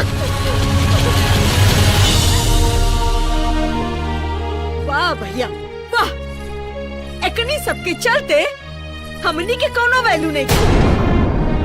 राउर सबके हित हवन जा, तराउर लोग कपार पे बैठा के रखी, लेकिन रउआ के होखे नी बुआ के थप्पड़ मारे वाला। करे ते अपन बाबूजी से जबान लड़त पड़ी। करे ये कौन लड़त रे? तो हनी सबे हित नाथ के पीछे पड़ गल बड़ी सन। कान खोल के सुन ला सभी लोग, हमनी खातिर अपन मान प्रतिष्ठा से बढ़ के पूछाऊ नहीं के। एगो बात सब लोग समझ ले, अगर केहू के वजह से जे केहू भी हमरा घर के माहौल बिगाड़ी, ओकरा हमरा घर में रहे के कोनो जरूरत नहीं है। चाहे केहू हमार बेटी हो के, चाहे बहन।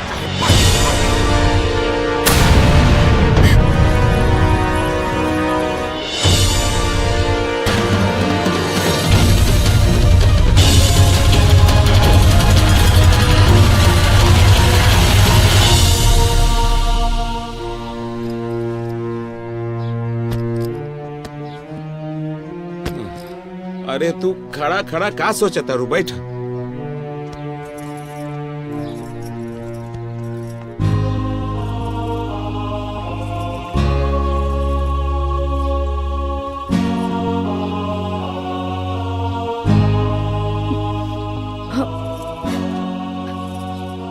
दीदी अब कोई छक्का दे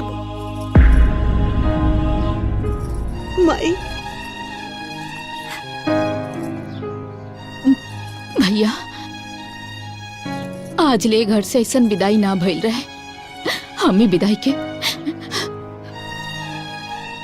ये विदाई के हमेशा याद रखब भैया, हमेशा याद रखब। बाकी समझ में आ गई कि पतहू के बियाह भइला से नैहर में बेटी के वैल्यू बहुत कम हो जाला।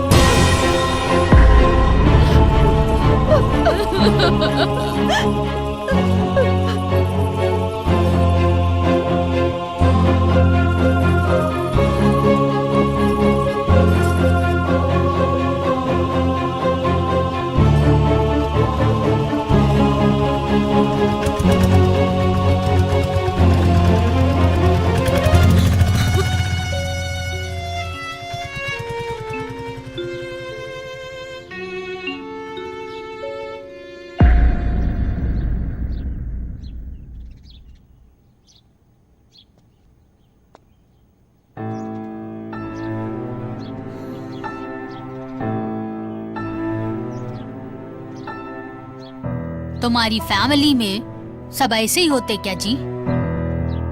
इधर की बात उधर करती। छी। और मैं भी तुमसे यही सवाल पूछूं तो तुम्हारी फैमिली में भी सब ऐसे ही हैं क्या? तुम्हारी अत्ता को ये चीप हरकत करनी चाहिए क्या? मेरी अत्ता को चीप बोलती जी? हाँ, अरे तुम्हारा पूरा फैमिली चीप जी। अरे तुम्हारी अत्ता तो हमेशा कमेंट करते रहती है यार। अरे जब तुम्हारी फैमिली मेरी फैमिली को एक्सेप्ट नहीं करेगी, रिस्पेक्ट नहीं देगी, तो मेरी फैमिली तुम्हारी फैमिली को कैसे एक्सेप्ट करेगी, कैसे रिस्पेक्ट देगी? ओहो, मतलब मैं तुम्हारा फैमिली को अपने सर पे बिठाती क्या जी? अरे जब तुम्हारा फैमिली हमारा फैमिली को एक्सेप्ट नहीं करती, रिस्पेक्ट नहीं करती, तो मैं काहे को तुम्हारा फैमिली को रिस्पेक्ट करूँ, एक्सेप्ट करूँ? तुम्हारा पूरा का पूरा फैमिली ना गंदा, सेल्फिश, मैड जी, इलिटरेट पीपल।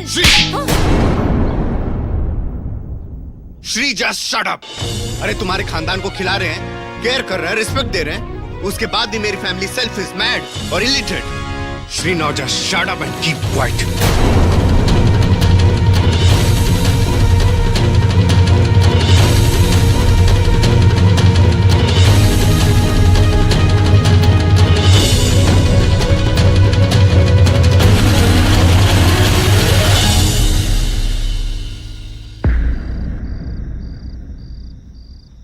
थप्पड़ मारी मेरी बेटी को, थप्पड़ मारी। दिस इज नॉट गुड जी। इतनी डेयरिंग हो गई उसको। काहे ना हुई? वो हमनी के परिवार के चीप कैसे कहला? हमनी के का सस्ता पानी सर। अरे तो तू खाली इतना सा बात खातिर थप्पड़ मार दे बे। हाँ मारब। हमरा के तो पता ही रहे कि बाद में है सब। रंग फैमिली में शादी हुआ जी। लक्ष्मी भी तो थोड़ा कूल रखना चाहिए। व्हाट कूल जी? वो लोग गाली निकालेगा और ये कूल रहेगी। ये सही किया ना बेटा, तू गलत कैला। एमे गलत का बाबूजी? अपना गलती पर बहस ना। हम कहानी ना, गलत मतलब गलत।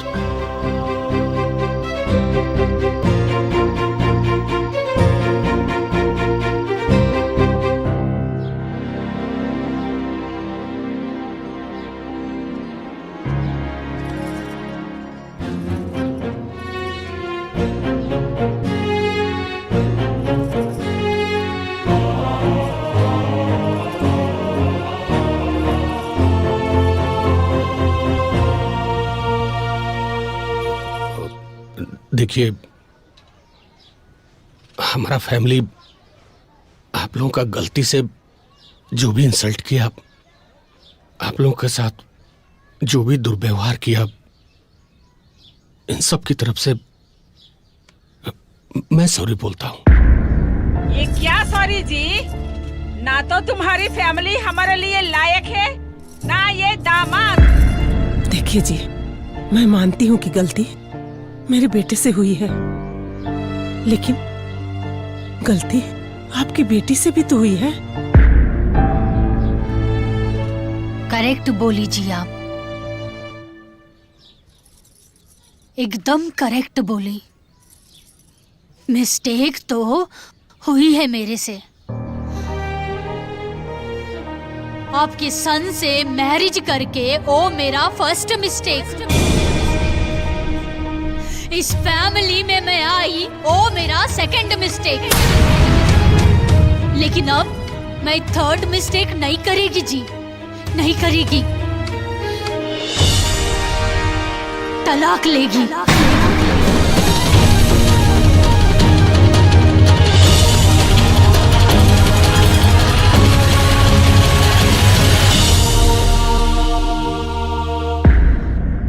इतनी छोट सी गलती पर इतनी बड़ी सजा? छोटी सी बात, ये छोटी सी बात नहीं जी। अरे जो फैमिली मेरी फैमिली को एक्सेप्ट नहीं करती, ऐसी फैमिली में मैं क्यों रहती? अरे जो हस्बैंड अपनी वाइफ को थप्पड़ मारता जी, ऐसे हस्बैंड के साथ में मैं क्यों रहती? देखो बहू, अरे हम लोग बड़े अरमान के साथ तुमको यहाँ ले आए थे। अरे अगर मेरी फैमिली तुम्हारी फैमिली को पसंद नहीं करती तो ये शादी ही नहीं होती।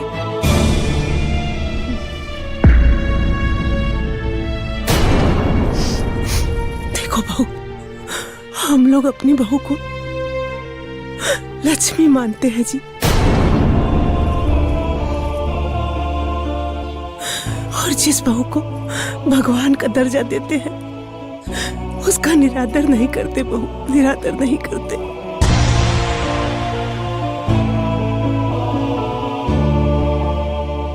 मान जा बहू, गुस्सा थूक दो बहू, जो हो गया सो हो गया।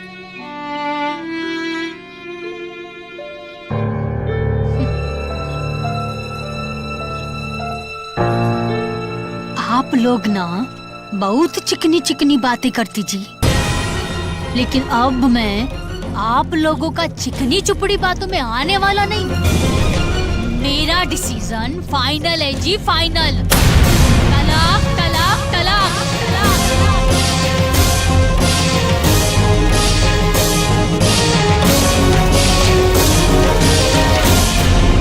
मैं तलाक नहीं दूंगा। ओहो, कैसे नहीं देगी? हाँ, कैसे तलाक नहीं देगी? मेरा एडवोकेट आएगी और वो तलाक दिलाएगी, और तब तक मेरा फैमिली इसी घर में रहेगी। हम अलग बनाएगी और अलग खाएगी, लेकिन यहाँ से नहीं जाएगी। Till then you just wait for my advocate. बदामा समझी जी।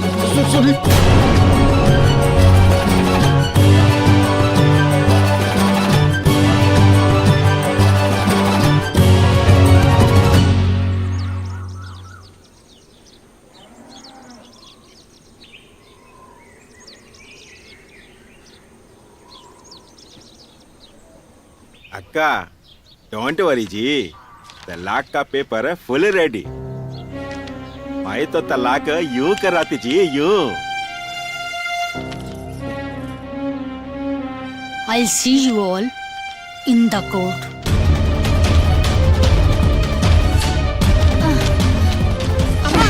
लक्ष्मी छूना नहीं। हम लोग अपना डॉटर का टेक केयर कर सकता। ये मैं अम्मा। अम्मा, लास्ट फ्यू डेज से तबीयत ठीक नहीं लगता।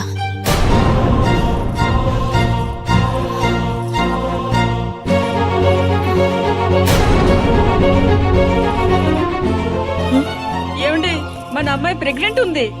ప్రెగ్నెంటా?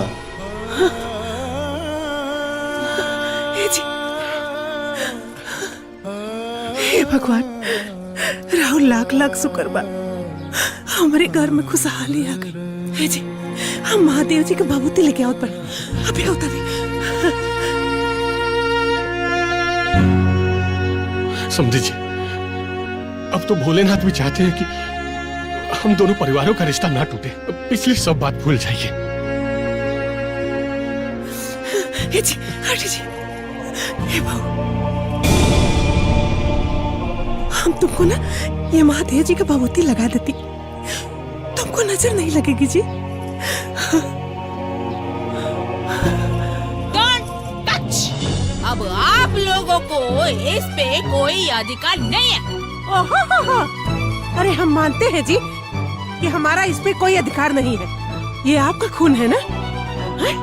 लेकिन इसके पेट में जो बच्चा पल रहा है, अरे उस पर तो हमारा अधिकार है ना जी। हेलो, है ना जी अधिकार? इस बच्चे को आप अधिकार जमाते हैं, उसका हम अबार्शन करवा लेंगे जी। क्या बेटी, मैंने सही बोल दिया ना?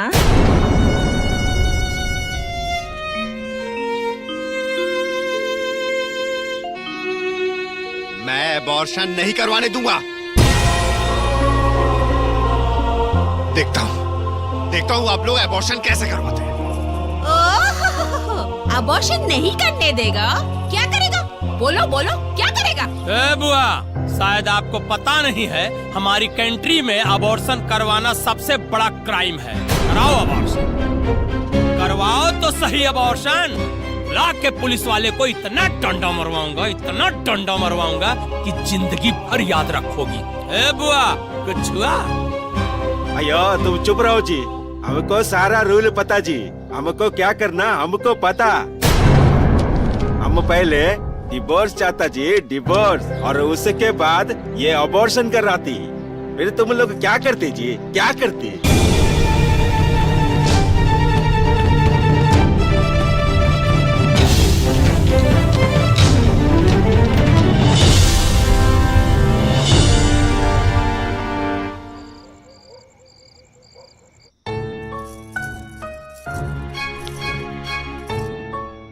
अब तो बहुत टेंशन है। वो लोग पुलिस को धमकी देते हैं।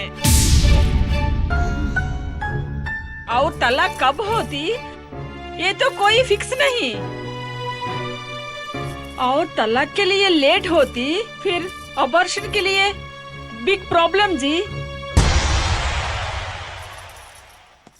वदना, डोंट वरी, मेरे को एक आइडिया आया। मैं बीमार होने के एक नाटक करेगी, फिर आप लोग मेरे को हॉस्पिटल लेके जाना, फिर वहां मैं चुपके चुपके अबॉर्शन कर देगी।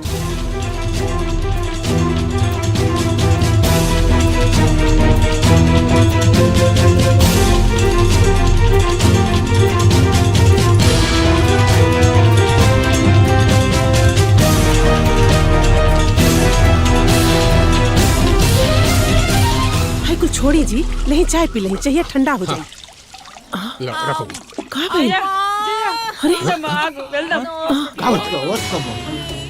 ఓర్చుకో జయ, ఓర్చుకో. అత్త अरे समधी जी, क्या हुआ जी? నొప్పి అండి, కడుపులో నొప్పి. अरे यप्पी पप्पी क्या है? स्टमक में पेन। हाँ जी, स्टमक पेन जी, स्टमक पेन, पेट में दर्द जी। पेट में दर्द हो रहा है। जल्दी से फोन करके एगो गाड़ी बुला ले रे। हाँ, फोन लगाओ, फोन लगाओ। हाँ, ठीक हो जाएगा। थोड़ा फास्ट कर दीजिए, वेरी बिग टेंशन जी। जल्दी। अरे नेटवर्क नहीं है बा।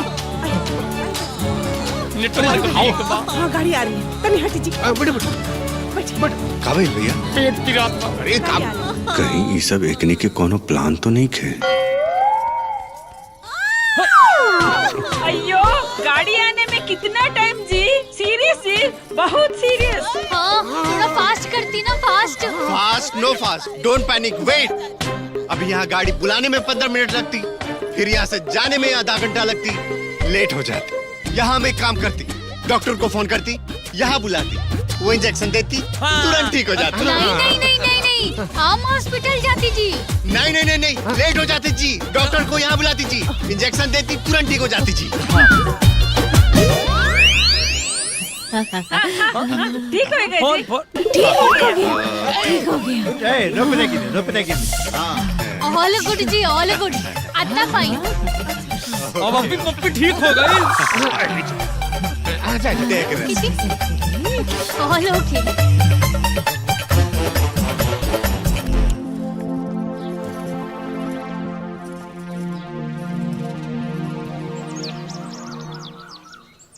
अरे एडवोकेट जी, ये डाइवर्स कब करवाएंगे जी? हमको तो बहुत टेंशन हो रहा है जी। नो टेंशन जी, बहुत जल्दी कराती है, बहुत जल्दी। ए एडवोकेट, मेरी बात सुन ले, अगर कोई भी गड़बड़ हुई तो मैं तेरी मुंडी रस्सी में बांधेगी, फिर कोकोनट ट्री में लटकेगी, नीचे से गोली मारेगी। మీరు కొంచెం కుంపం తగ్గించుకోండి. मैं कराती, जल्दी करा. चलो चलो चलो बहू, चलो। अरे कहाँ चलो चलो? मेरी बेटी को छोड़ो। अरे काहे छोड़ो जी? हैं? अरे जब तक तलाक नहीं होती तब तक बहू हमारी होती और ये बच्चा भी हमारा होता। ओके जी? चलो बहू चलो।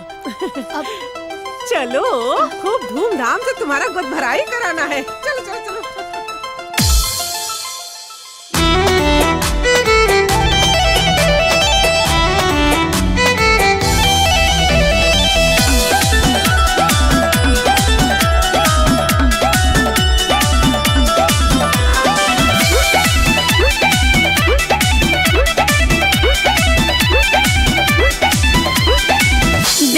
केहू जरे ओसे का, कुपुत में चाहे मरे ओसे का। हाँ, देख के केहू जरे ओसे का, कुपुत में चाहे मरे ओसे का। अपन धर्म हमने भाईब, सबके सपना पुराइब, मन वाइब हो, मन वाइब हो। ए ललना नेहा छो हमें गुदिया भरा बता बाजा बाजा वाइब नु हो। ए ललना नेहा छो हमें गुदिया भरा वाइब ता बाजा बाजा वाइब नु हो।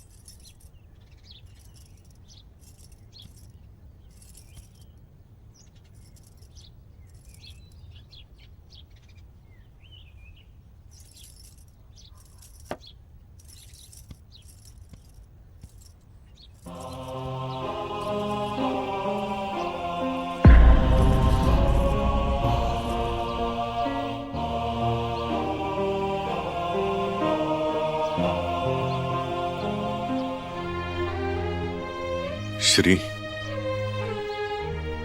ये हम दोनों का सपना है। हमारे सपने को मत तोड़ो श्री।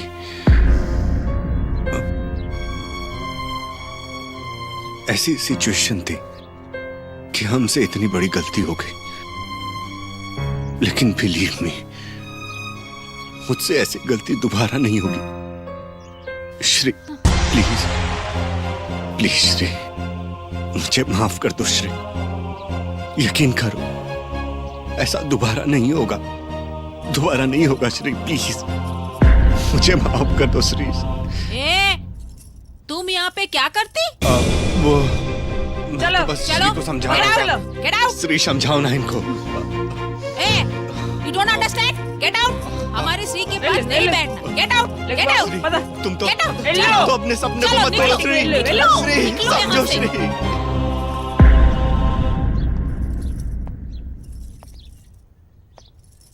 अयो एडवोकेट जी, आप ये डाइवर्स कब करवाएंगे जी? कब करवाएंगे? डोंट वरी जी, सारा डॉक्यूमेंट रेडी। Tomorrow divorce. आप टेंशन मत लो जी। कंग्रेचुलेशन, कल तुम्हारा डाइवोर्स पक्का। उसके बाद वो बच्चे को मैं अनाथ आश्रम में छोड़ दूंगी। बाद में ना तुम हमेशा के लिए आजाद हो जाओगी बेटी। मैं पेपर रेडी करके लाया जी।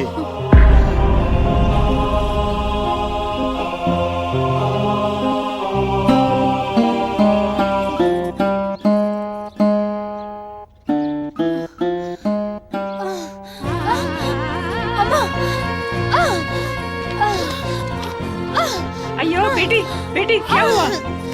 ఏమైందమ్మా? ఏమైంది? నొప్పులు వస్తున్నాయా? పద హాస్పిటల్కి వెళ్దాం. అయ్యో నొప్పిగా ఉందా? అయ్యో అయ్యో అయ్యో వదినా, అయ్యో అయ్యో ఏం చేద్దాం నువ్వు? అయ్యో అయ్యో ఏంటి? పద పద హాస్పిటల్ పట్టుకెళ్ళిపోదాం. పద పద పద హాస్పిటల్కి వెళ్ళిపోదాం. పద పద పద जल्दी हॉस्पिटल लेके चलो जी, जल्दी चलो।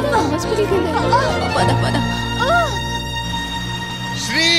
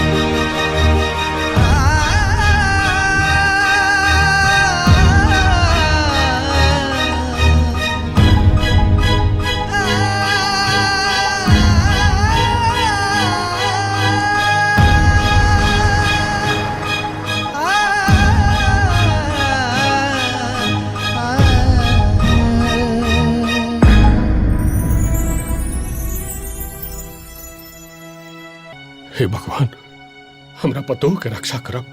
दूधू के जान आफत में बा, रक्षा करी। हाँ भगवान जी, हमने के लाचार बानी जा, बाकी हमने के आशीर्वाद दे रहुआ, हमने के हमरे पतोह तक पहुंचा दी। भगवान जी हमरे पतोह तक पहुंचा दे। बाबूजी, हम हॉस्पिटल जाई का? छोटका बबुआ के तो अस्पताल में घुसे ही न दलासल। तू जाए का कर बबुआ? अम्मा जी, रवा लोग खाना ना खाएम लोगिन। हमार पतोह मुसीबत में भी है दुल्हन। अरे कैसे हमने के खाना खा ले सन। अब भगवान जाने का हुई। रक्षा करें भगवान।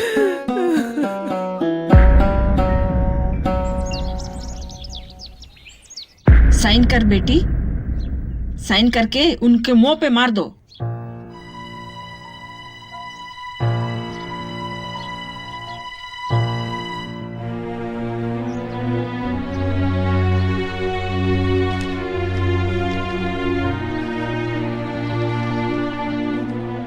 क्या सोच रही हो? साइन करो। इन इलिटरेट लोगों के चुंगल से निकलना है।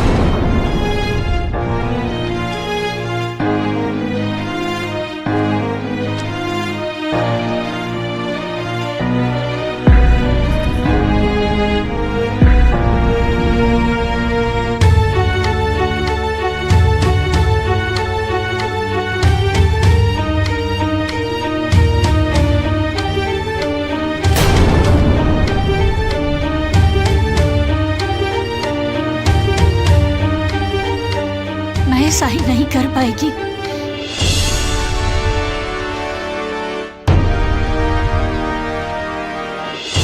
क्या तुम पागल हो गई है क्या? इन लोगों के साथ मिलकर जीवन बर्बाद मत कर। साइन कर। श्रीतल्ली, ये लोग तुमको लाइफ लॉन्ग गुलाम बना के रखेगा, तुमको बहुत टॉर्चर करेगा। ये बच्चे से इमोशन छोड़ दो, ये बच्चा तुमको बहुत प्रॉब्लम करेगा। समझ लो, ये बच्चा तुम्हारा नहीं है। नहीं जी, नहीं नहीं, ये बच्चा प्रॉब्लम नहीं है जी, ये हमारा बच्चा है जी।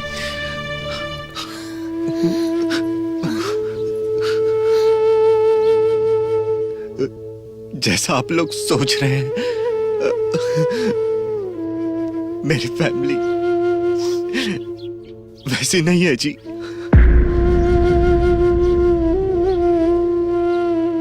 हम लोग श्री को पलकों पे बिठा के रखेंगे, खुश रखेंगे, बहुत खुश रखेंगे। श्री को हमसे अलग मत करो जी।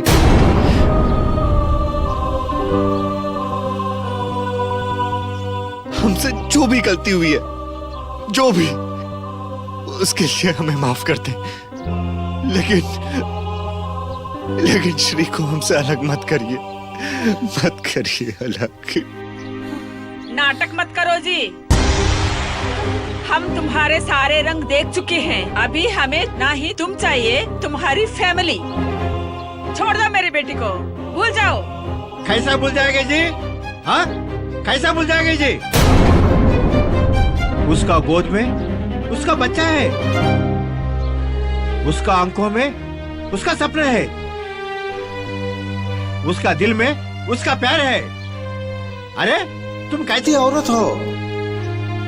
एक बच्चा को उसकी माँ को छीनना चाहती है।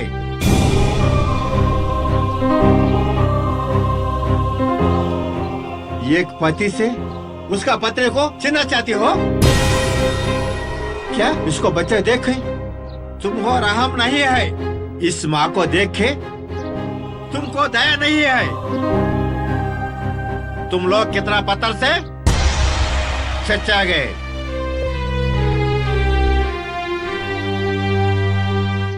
अम्मा,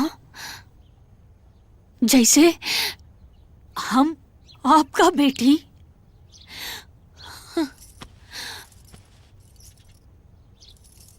वैसे ये हमारा बेटी है जी। जैसे ये आपका फैमिली है जी, वैसे अब ये हमारा फैमिली है जी। जैसे अम्मा आप अपना फैमिली के बगैर नहीं रह सकती, फिर मैं कैसे रह सकती, कैसे रह सकती, कैसे रह सकती।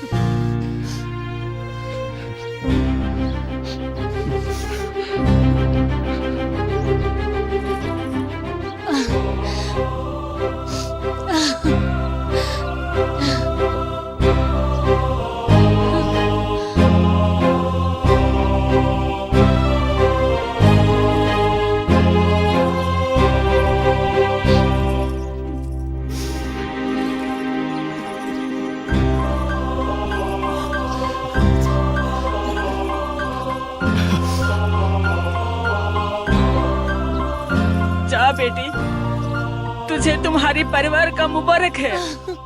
जा बेटी।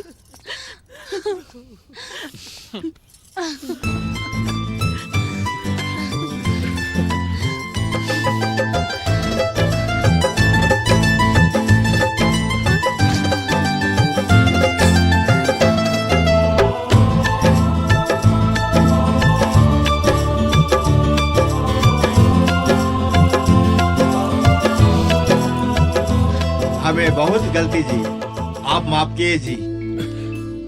और आपको ये सिखाने मिल गया, जो जहाँ की रिवाज है वही रिवाज से हम चलना होगा। तमाम मैं मानता हूँ कि हमारी फैमिलीज में बहुत सारे डिफरेंसेस हैं, लेकिन एक चीज कॉमन है। El Pellive. El Pellive Colo. बुआ कुछ हुआ? बहुत कुछ हुआ।